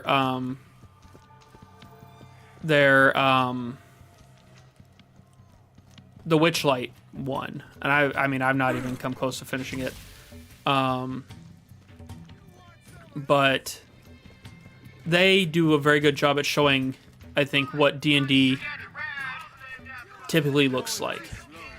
Realistically, my hope for this channel when we come down to D&D stuff would be more similar to theirs.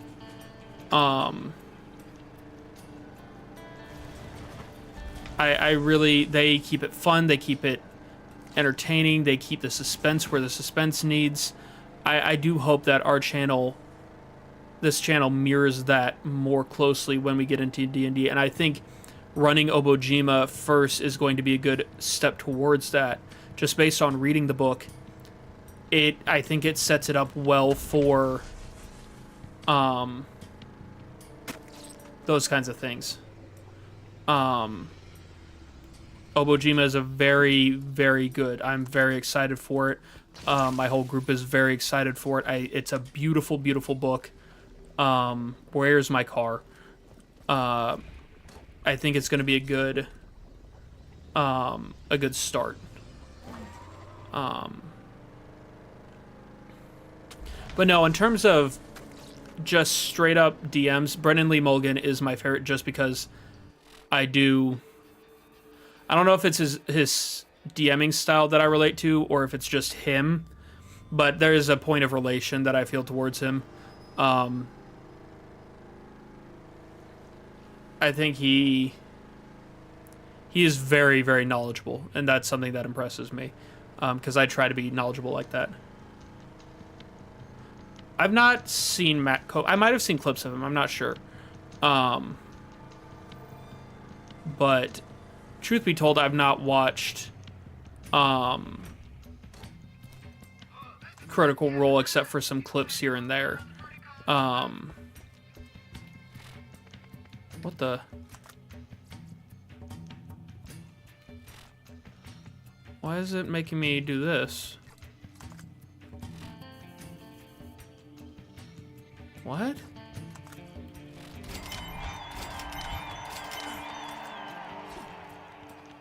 Why did it do that?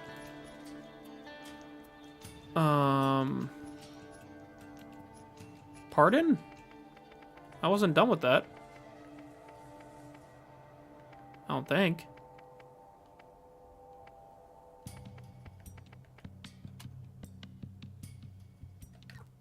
Why did it...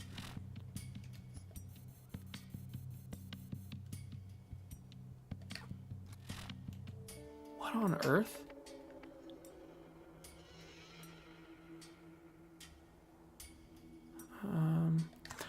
Oh, because the enemies were still there. Oh.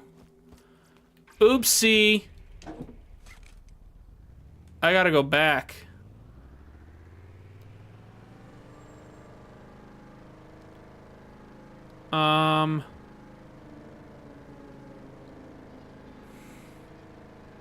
Let's see, where were they? Up there, I think. Oh.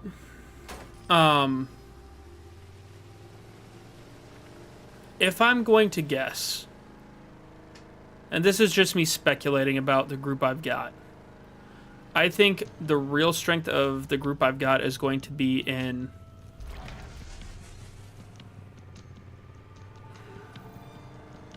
I kind of want to say relational storytelling, because I've got a group that's they build off each other very well, I think.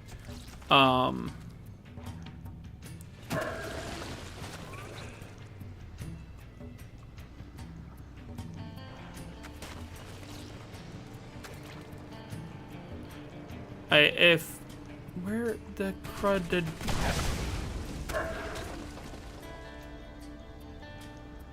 I might have goofed this. Oh, wait, no, it was over here. There it is.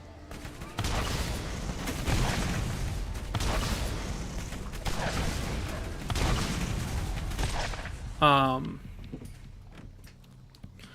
I think that there's going to be really good development of relationship and like playing off each other in the group I've got. I gotta find that other one again.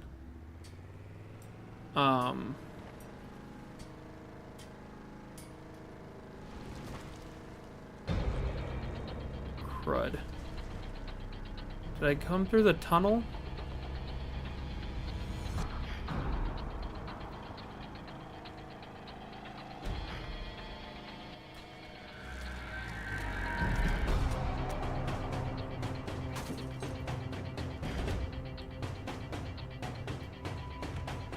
I goofed it.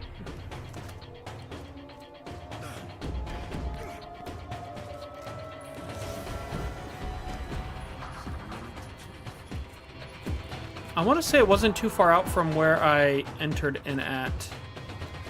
So maybe up here? Maybe?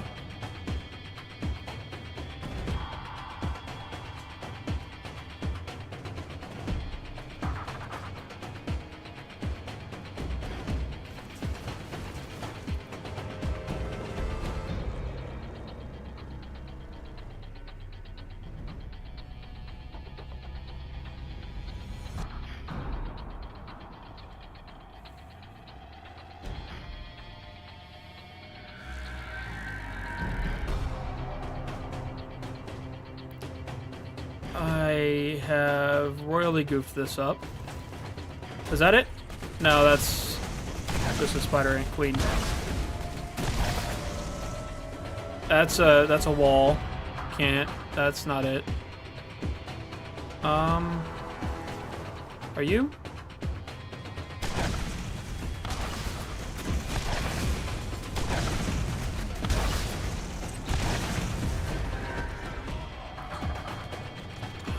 Crap.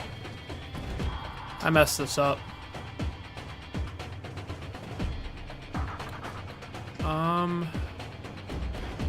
Maybe it was up this way. No. Well, Hootie.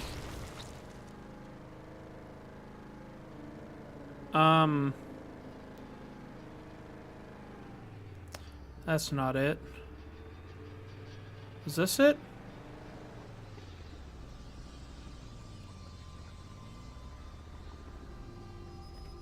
No, I feel like it was labeled more distinctly.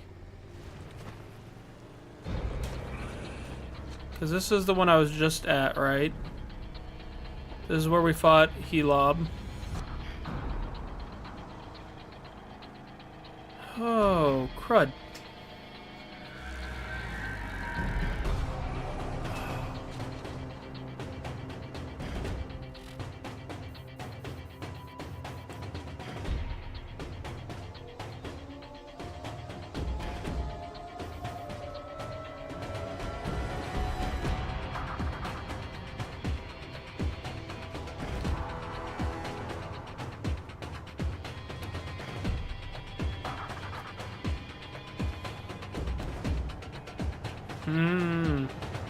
This is a problem.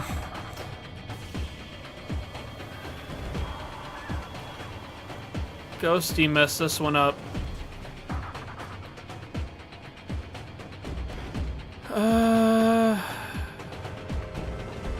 Was it down here?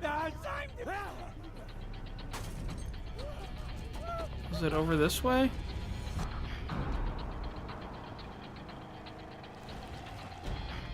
Ah, there you are.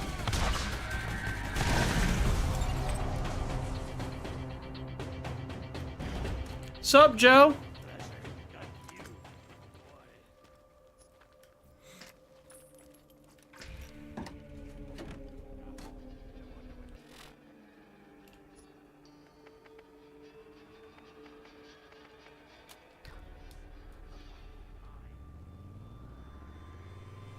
Whee!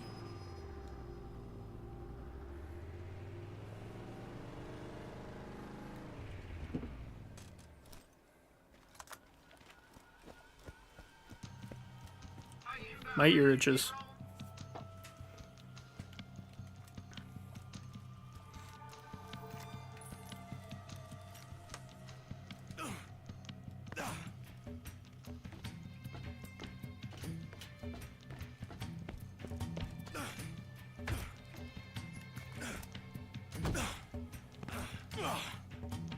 Okay, so this is the right area.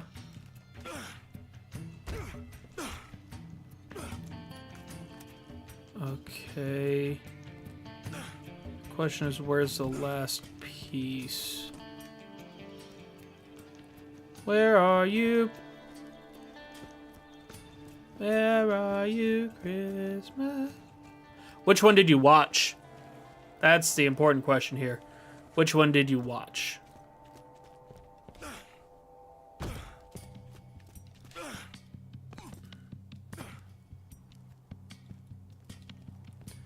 Good start. Good choice. And what are our findings?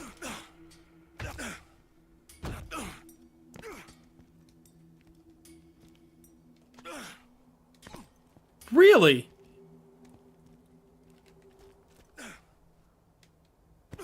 That's okay, see, that surprises me. Oh, okay. I was like, for real, you had me for a second. I was like, I mean, I was about to judge a little bit. I wasn't gonna judge too harshly, because, you know, opinions and all that. But I was, okay. No, but that's what I'm saying is, dude. Now that you have a framework, when I say that, no, where's that other piece? When I say that Obojima, is phenomenally accurate to the source material, like in terms of its inspiration being Legend of Zelda and Studio Ghibli. I mean, it is on the money.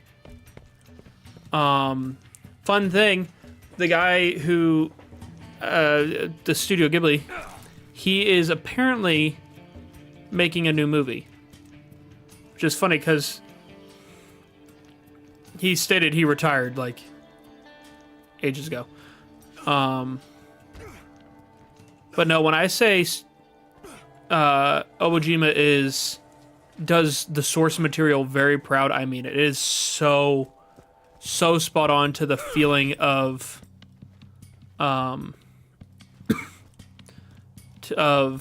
Studio Ghibli. And I just hope that the story I have in mind does the same, like, justice to it. That's what I'm saying. Where's this other shotgun piece? I mean, true. It's true. Maybe it's up here? Ah, it is.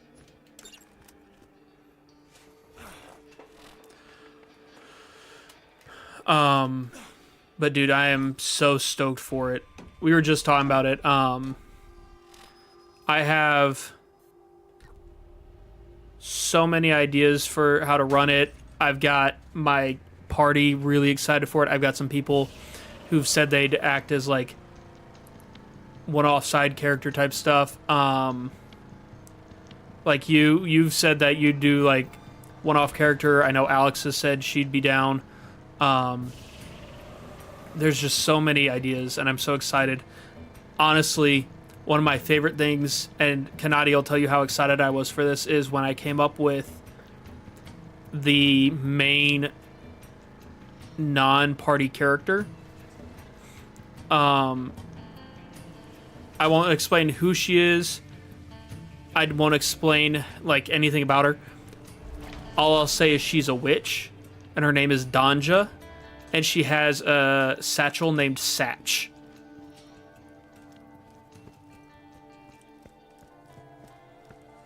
And Day 578. I haven't slept in 3 days. I feel like that fits Studio Ghibli so well. Starting with Caravan and ending with a dessert of Tetrix Antellata. The information I've uncovered from my automated... I was very proud of that name and the character and everything. An event I believe to be the opening of the vault. Echo Recorder and I are not together anymore. But I wish him the best, and we remain friends, so that I can keep recording these messages. He agreed. Day 616. Sometimes I wish I had never been given this assignment. No. Oh, okay. In terms of, like, antagonist, no. Is she, like, nice? No. Everyone has criminals who they've let loose. They won't be my friends. No, it won't be giving it away. She's gonna be, like, the main quest giver, so, I mean, she's met really early on. The vault is real, and that it's here on Pandora, and that it can be mine. I also learned that, by my calculations, like, she is the first person the party essentially will meet. If I leave now, I will never make it back in time. I will stay. Satch may come up. I may, like, do a slow build to Satch. I'm not sure. But I'm not sure. That makes me think of, so in the campaign I ran, I made a campaign called As Above, So Below. It was this whole, like, political, I don't know. It was okay. But I had a side quest called,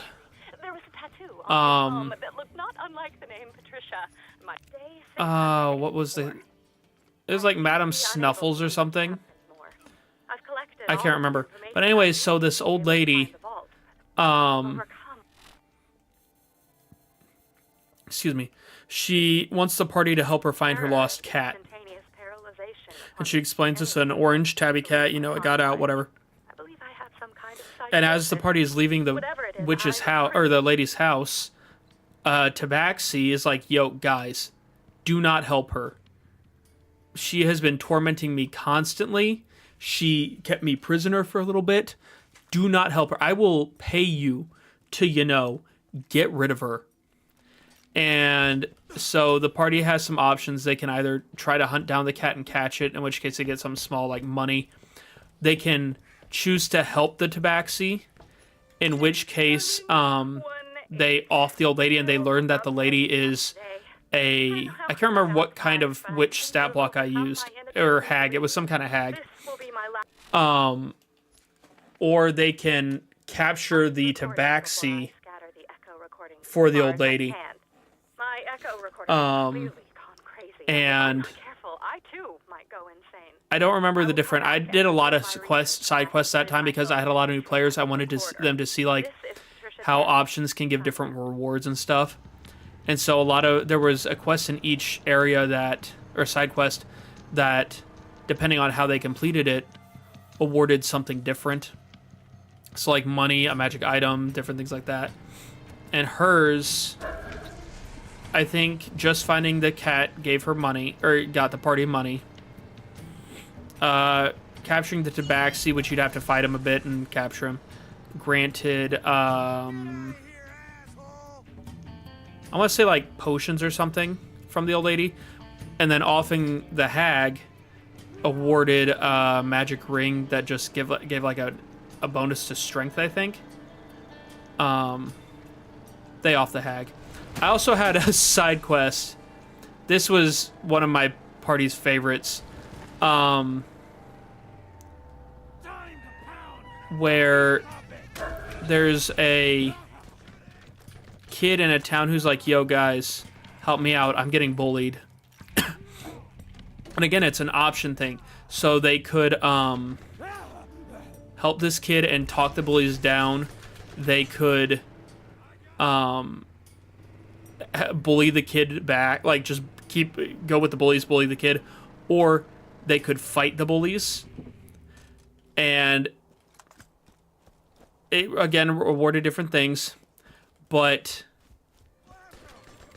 the way they did it, the reward they got was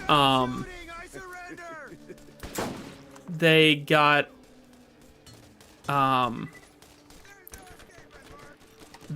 a ring. It was a cursed ring that, as long as they did 1 HP worth of damage to a juvenile NPC, humanoid NPC within a 24-hour time period, they got a bonus to strength. So they were gonna beat up these kids. They weren't gonna do anything, but then after they had got the kids, beat them down, all this stuff, they were still alive. But then I had one of the kids mock one of the player's pets, and the player had their pet poison the kid.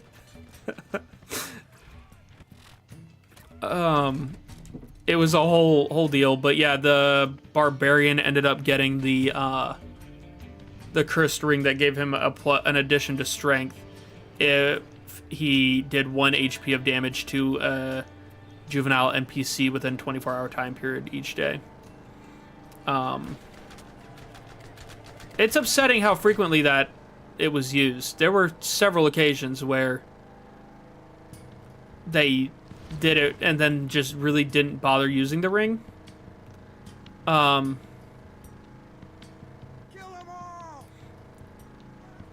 it's always interesting to see what they do. Obviously the campaign, any campaign has its options for humor and stuff, and I'm sure there will be those moments. But I think this campaign that I have planned is going to be not like edgy, serious, or like real gritty or whatever, but it is going to be more of a Studio Ghibli movie where it like that kind of vibe where it's a very serious, kind of like down to earth but whimsical kind of deal. At least that's the hope for it.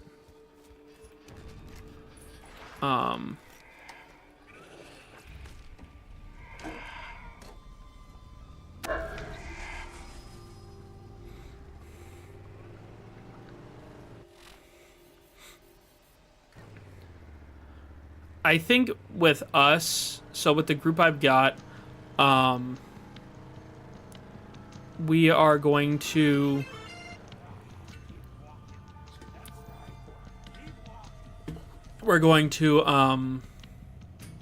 alternate DMs.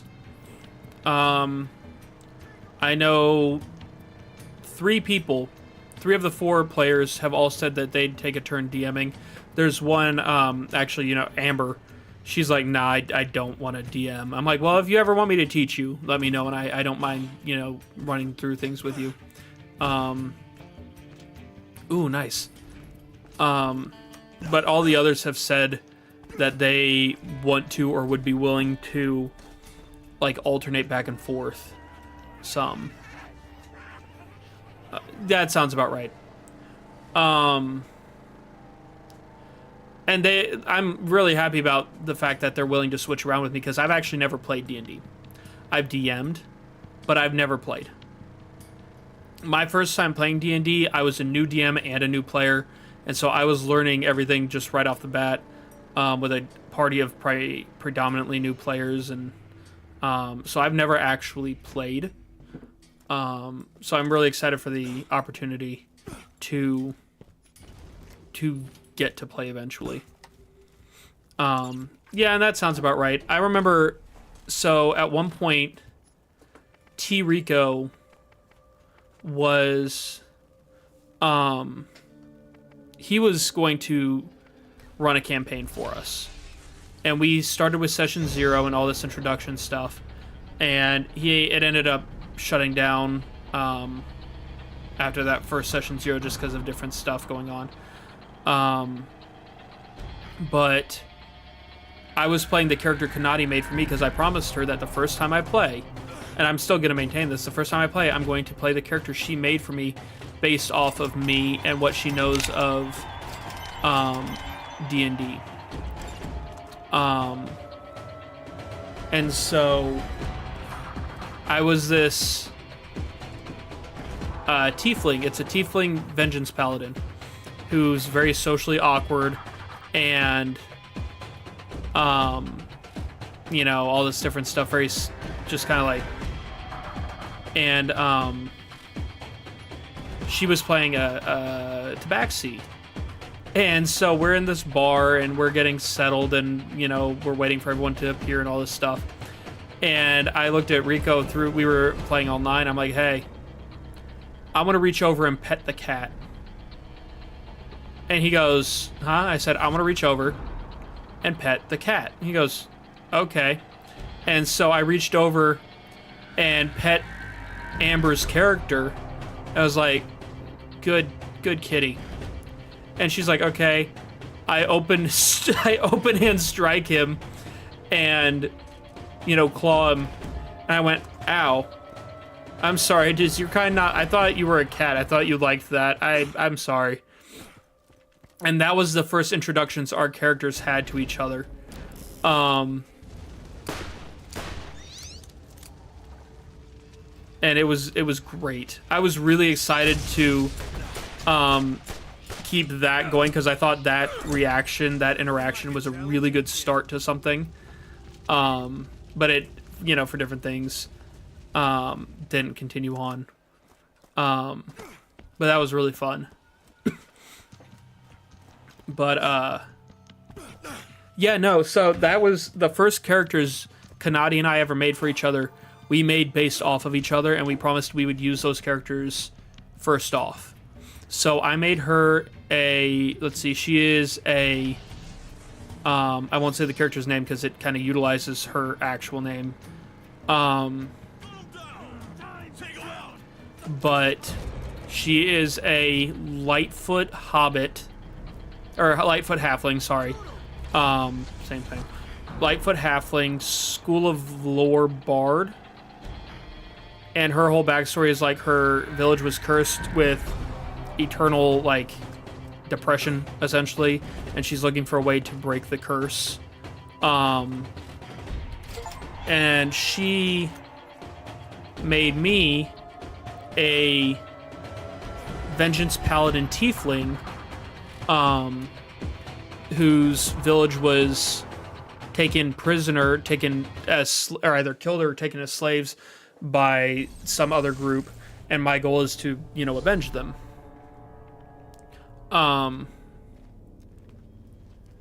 And like I said, very kind of just socially awkward, straight, you know, all this different stuff, not high energy. And I made her character very happy-go-lucky, very friendly.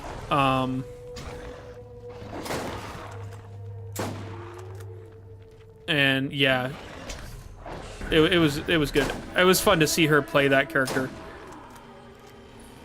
And to be fair, like I've got, Another trophy for my wall. oh goodness.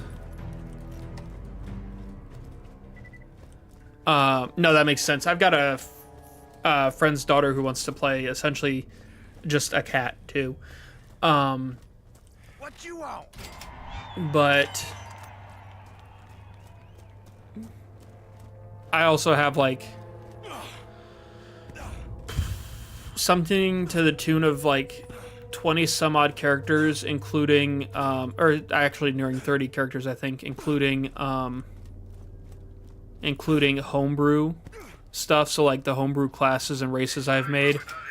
I've got characters for each of those, and for like the warlock subclasses I've made and all this different stuff. When did I get that? So I have no limit to how many characters I've got. I haven't made any characters yet for Daggerheart. I need to try making a character for that, at least before we run it in the future. Because theirs operates differently. I need to go through and figure it out.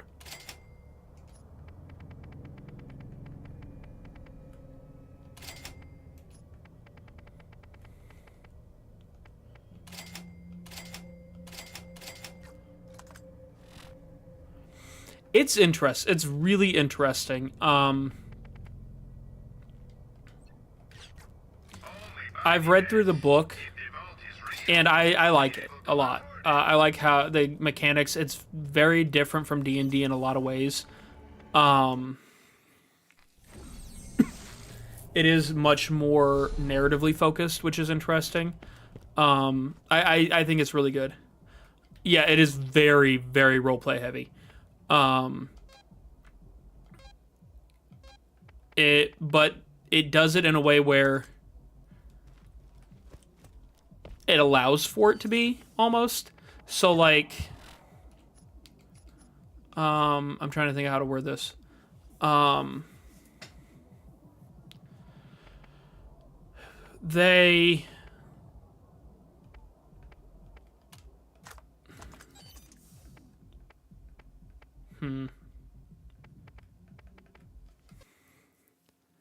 They limit how heavy the mechanics are focused on in favor of roleplay. So they make mechanics easier, and they make it easier to keep up with.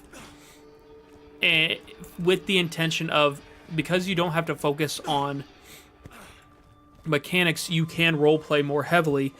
And then going beyond that, there are more rewards for roleplay and more mechanics with roleplay and things like that. It's really clever how they've done it. There are some parts that I feel like I don't want to say overcomplicated, but where you're reading and you're like, wait, hold on, go back a minute. That doesn't make sense. But then you reread it and you're like, okay, no, I got it now. I'm caught up.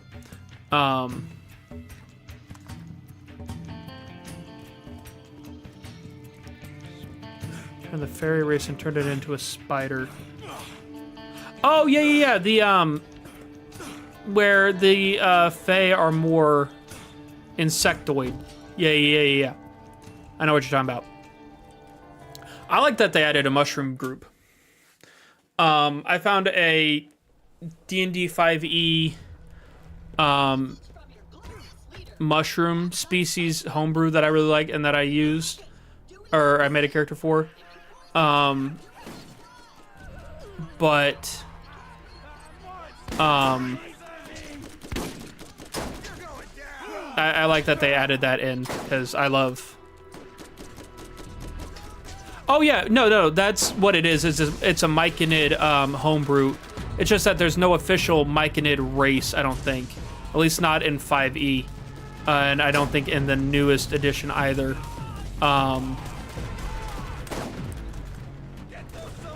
But Daggerheart has like an official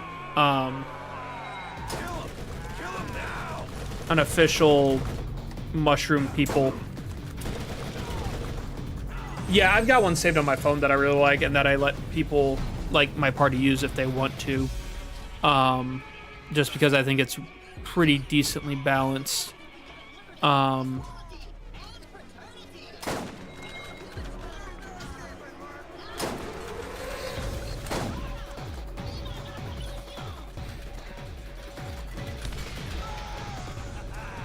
Oh, there he is.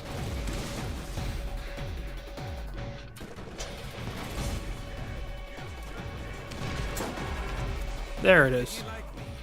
Plus, fun ghosty fact, I really like mushrooms, like on a scientific level. I think mushrooms, fungus, are incredibly fascinating. I don't vibe with the whole, like, using mushrooms thing. I think that people will rationalize whatever just to be able to use stuff. But from a scientific stance, I think mushrooms are incredibly fascinating. I think there's a lot of details that people don't realize about them. Like the fact that,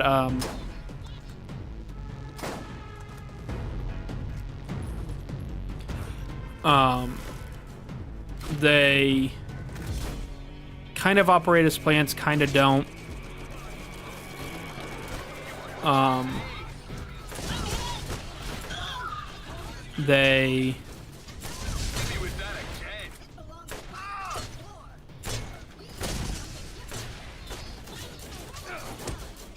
They have far more symbiotic relationships with plants, like trees and stuff, than what people realize. It's really fascinating. And I think they're really neat in terms of like an art topic. I used to do nature photography, and that was one of my favorite photography focuses was mushrooms.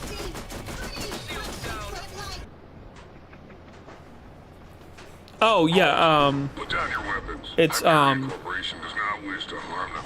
crud.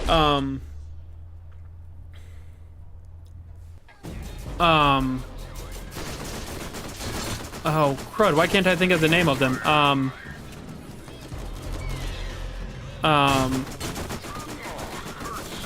Cordyceps.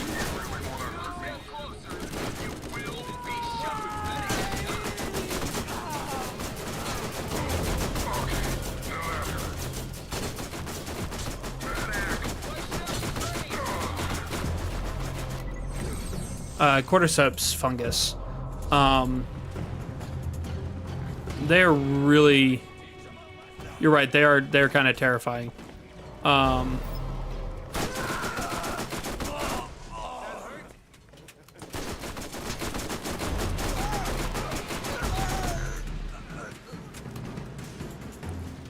fact,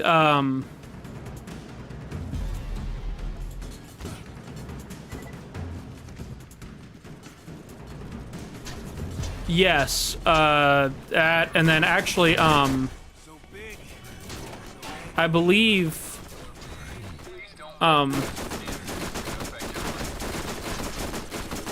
oh, what's, Paris and Parasect in Pokemon are also based off of that.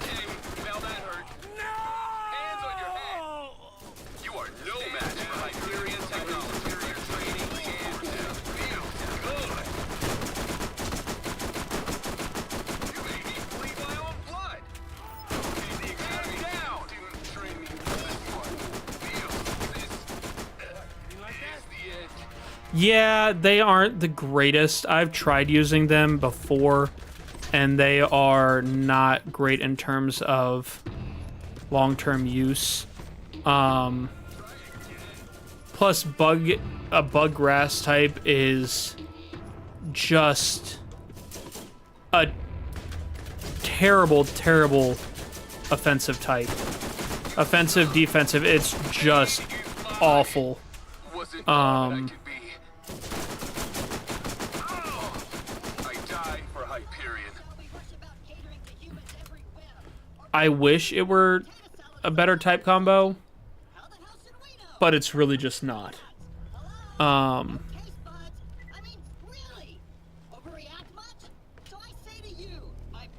And see, that's the sad thing, because I love ghost type or bug types. Bug types are my probably third favorite type. Ghost, it's ghost and then steel and then bugs.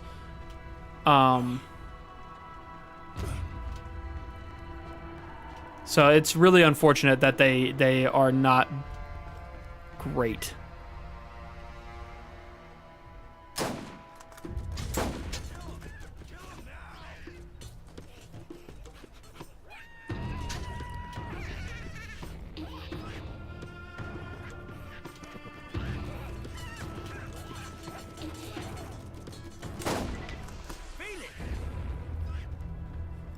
Probably. No, that sounds about right.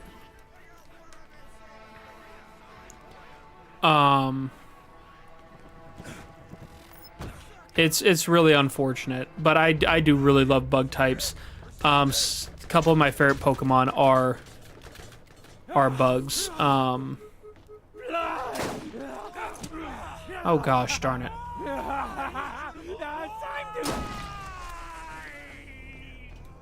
This is lagging out really bad.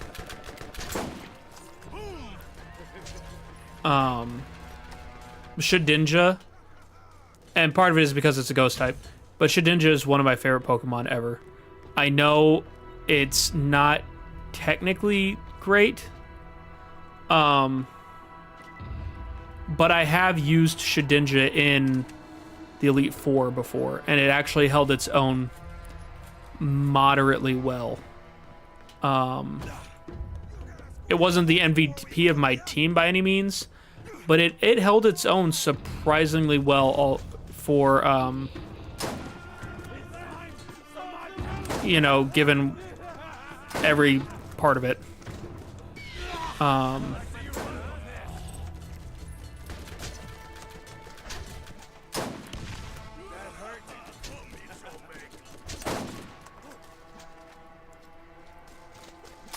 If you play it right, it is hard to take out. But that's the thing, is you have to think ahead and play it very, very right. Because with it being bug ghost type, there are a lot of types that are super effective against it. And if a Pokemon has a move that is super effective against it at all, I mean, you are done. So you have to play in really well to use it and amp up its stats insanely high so that it has good speed.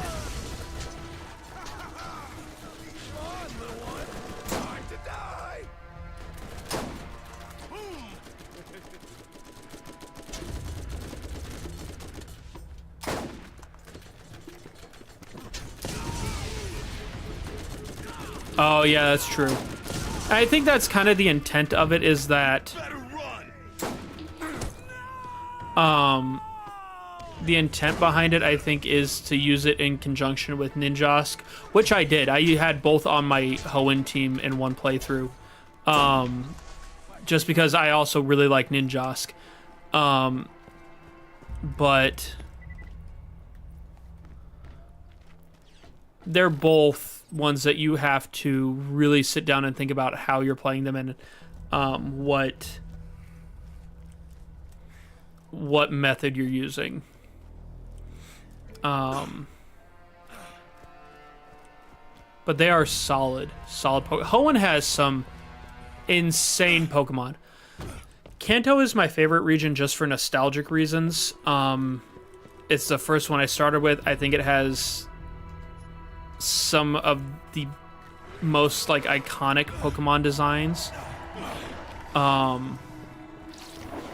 But Hoenn is, for gameplay purposes and like the Pokemon options and things like that, I mean, it's a close second.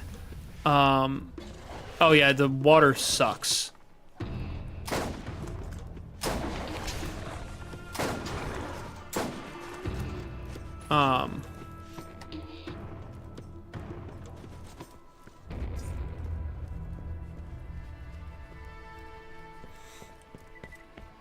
But man, I just...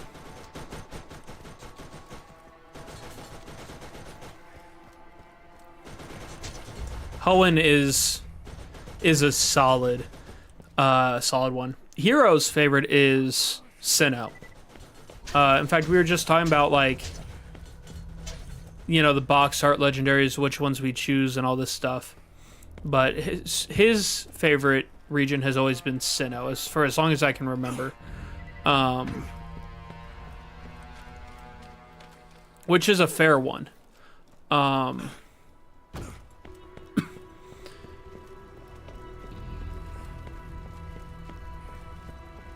Oh, Hoenn easily has the best, like, in terms of having the best starters in the sense of no bad starters. Hoenn takes the cake. Hoenn has no bad options for its starters. And no one contests with that. Everyone agrees on that one. In fact, it has my favorite starter. Mudkip is my favorite starter Pokemon, partially because I just love his design, the whole axolotl thing. He turns into this big, you know, buff, goofy-looking thing. I love it. But he is offensively and defensively just one of the most insane starter Pokemon out there. I think, if I remember right, when they introduced Mega Evolution, I got a Swampert with Mega Evolution whose overall attack power hit like 360 or something. I mean, that dude was an absolute unit. There was no bringing him down. You're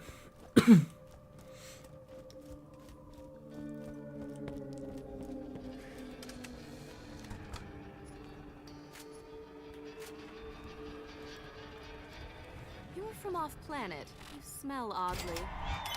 Torterra is a really good one. Fantastic. These parts should let me reroute the Omega 13 I- to the snooze button without Greetings. sacrificing the nuclear This is payload. Mr. Blake, Senior Vice President in charge of mercenary relations and tourism for the Hyperion Corporation. You know, the company whose troops you just ruthlessly slaughtered. Yeah, I did that. Like that. It shows initiative. Meet me at the Hyperion Tourist and Information Center, and I'll make it worth your while.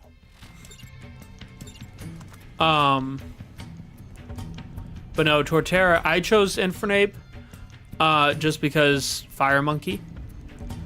But Torterra was always a close second. Honestly, I just think Gen 5 is... I don't like Gen 5, personally. I did not think it was really any good.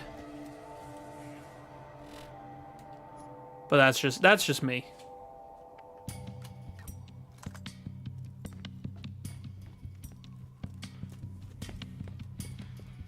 I think personally, and people disagree with this, my bottom 3 regions are Alola, and not in order necessarily, but are Alola, I've got a job for you. Unova, and Kalos.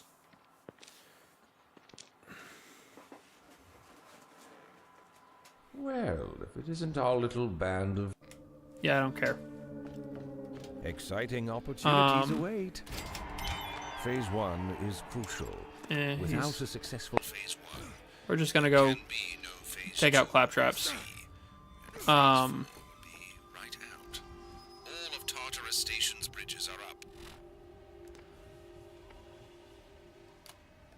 And the power is down. About 20 minutes. To reach the next phases.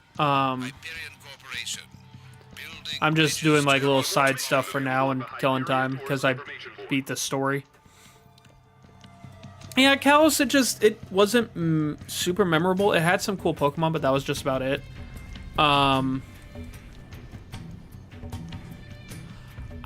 Alola didn't feel right to me.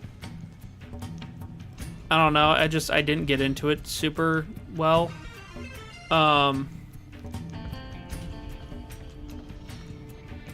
True. Okay, what channel are we raiding? I mean, you can start the raid too. You're a mod, so you have that ability.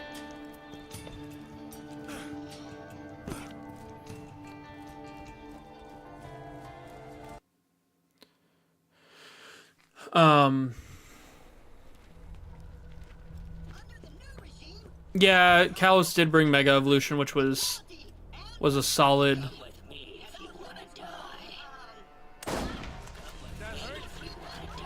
Yeah, Greninja was solid.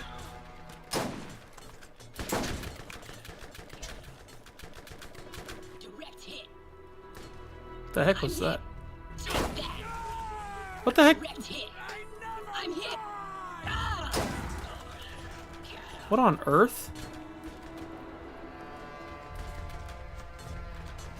See, I usually start with the water type. I was discussing this with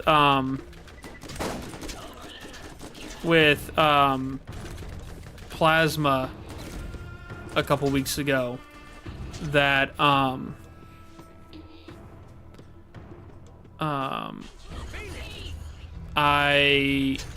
my starter choices are Squirtle, Totodile, Mudkip, Infernape,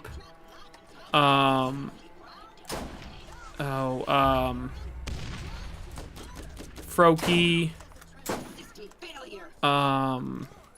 Kalos, Unova, Oshawott, Unova, Kalos, Alola. I went with Rowlet. Hisui, I go with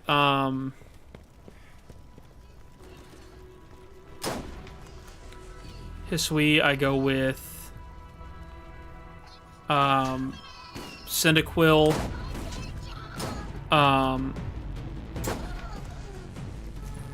Trying to think who else. Oh goodness.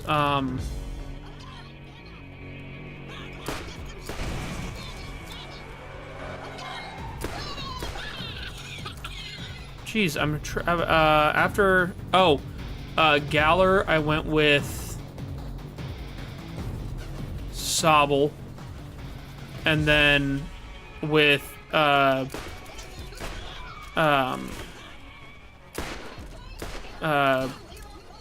Pandia or whatever. I think I'm saying that wrong.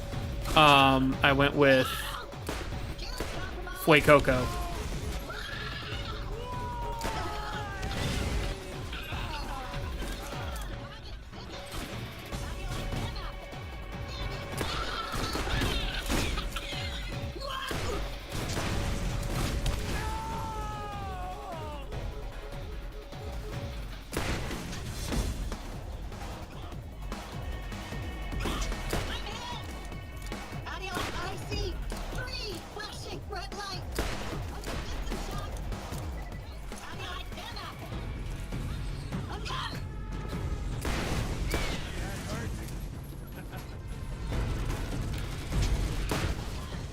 So, Dusk, you gonna tell me who we're raiding?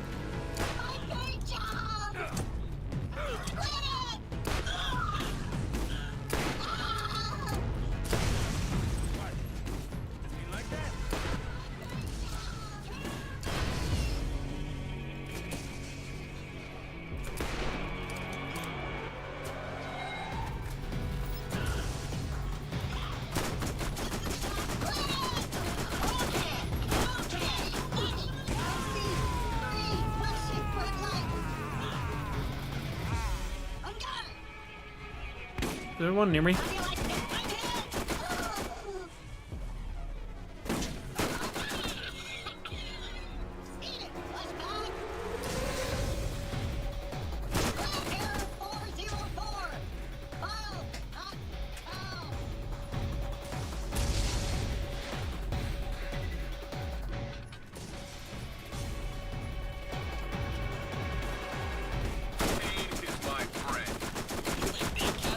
Okay.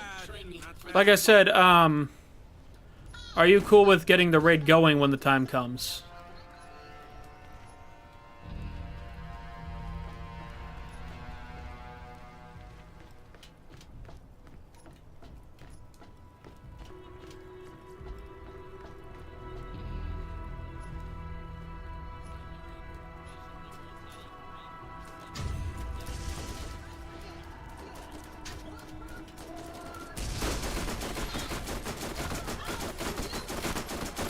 Okay.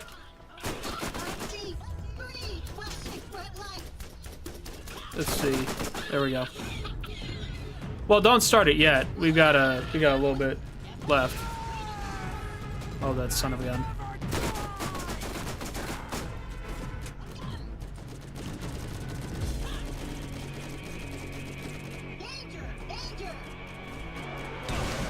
Okay.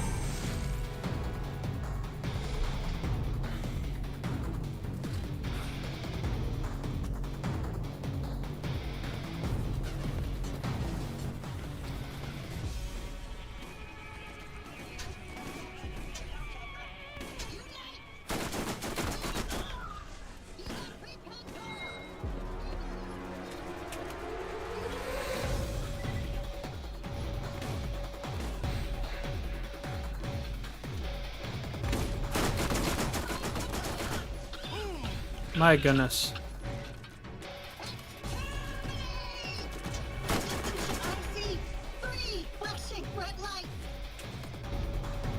I am on PC. It's just, I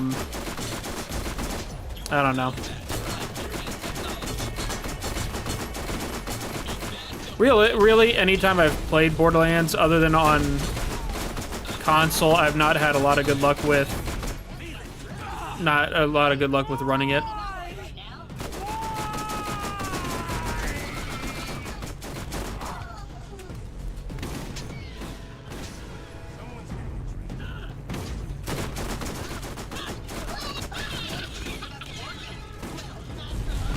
The thing is, I don't think I should have as much issue with running it as I do. But I also don't know enough about PCs for that to be absolutely true. It kind of makes me a little concerned for when I play the other ones eventually. Kind of makes me not want to play the other ones eventually. I don't know, man. I'd have to ask Rec. I don't know how to find that stuff, or I don't know. I'm not computer savvy, so I defer to him about most information.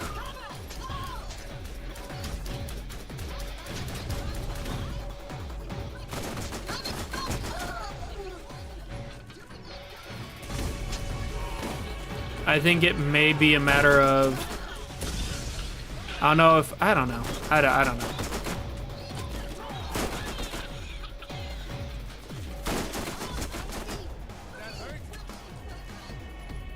It seems to just be picky with certain games.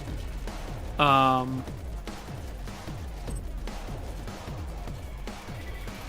that's probably it. Which I could probably... Oh no, that's audio.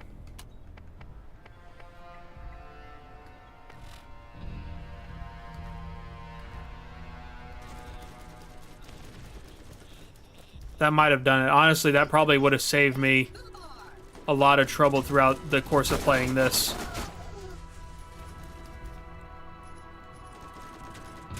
Because I know it kicked me out a few times too.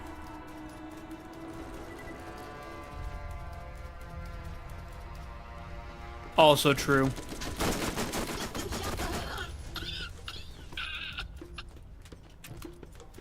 Okay, I need 6 more clap traps. Seems to be running a little bit.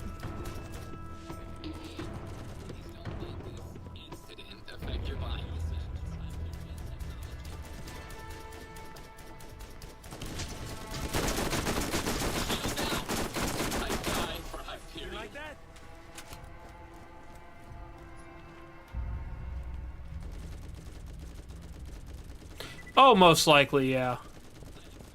That tends to be the case. I think it kind of resolves itself over the course of between, like, stream and...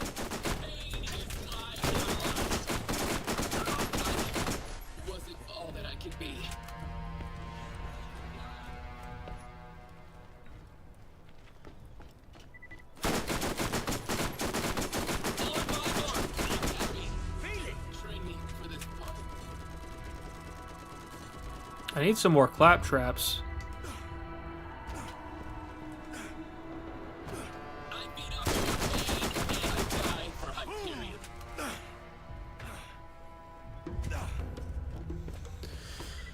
Okay. Maybe down here? No, but there's a box.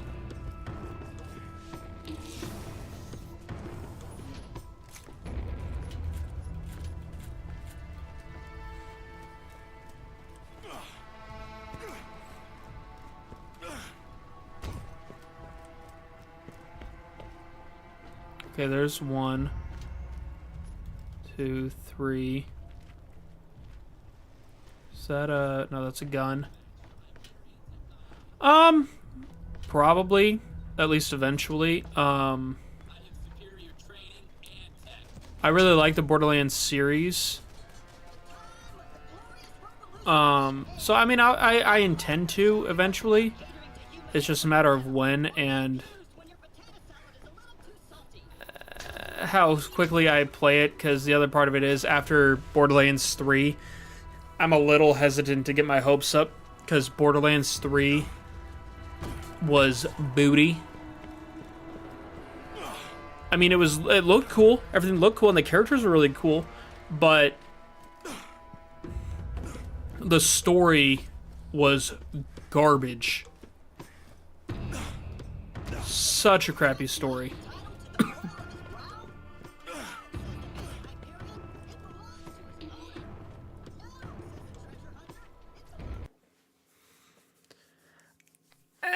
No. 3 was my... It wasn't my least favorite. My least favorite is the pre-sequel. What do you need, an invitation? Come here.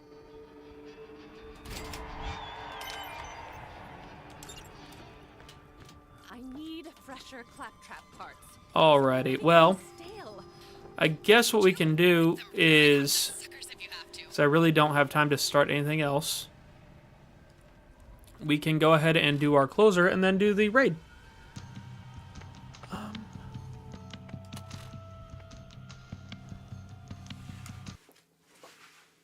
Let me get this all cleaned up.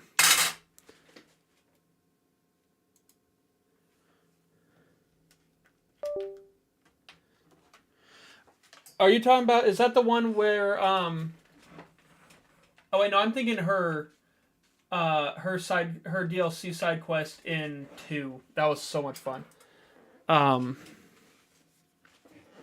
But anyways, so for those of you sticking around on Twitch, be sure to stick around. We're going to do a raid after this. In fact, what I'm going to do is go ahead and pull up, let me see here. What is the, it was,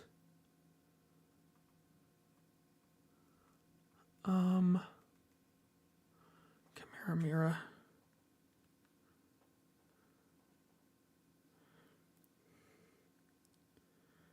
At this point. Oh, that's, okay, we're gonna quiet that down. But anyways, we're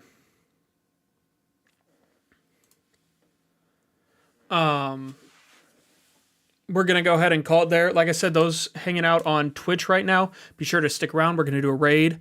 But for everyone, If you liked everything, be sure to check out all our places, YouTube, Twitch, Discord, TikTok. That was it for Borderlands, the first one. We finished it. We're going to be playing the other ones eventually. I just don't know when. I'll probably give it a bit of a break. But it was a great time. I love the Borderlands series. I honestly do. I think I'm not big on first-person shooters or shooter games in general, but I love it. I love it. As always, if you liked everything, share with your friends, share with your family, share with your neighbors, and share with Claptrap. He is annoying. Show him to shut him up. That's all I have to say. As always, thank you all for being here. I greatly appreciate it. Have a great night, great week, great day, great everything, and I'll see you in the next video. Bye, Ghostlings.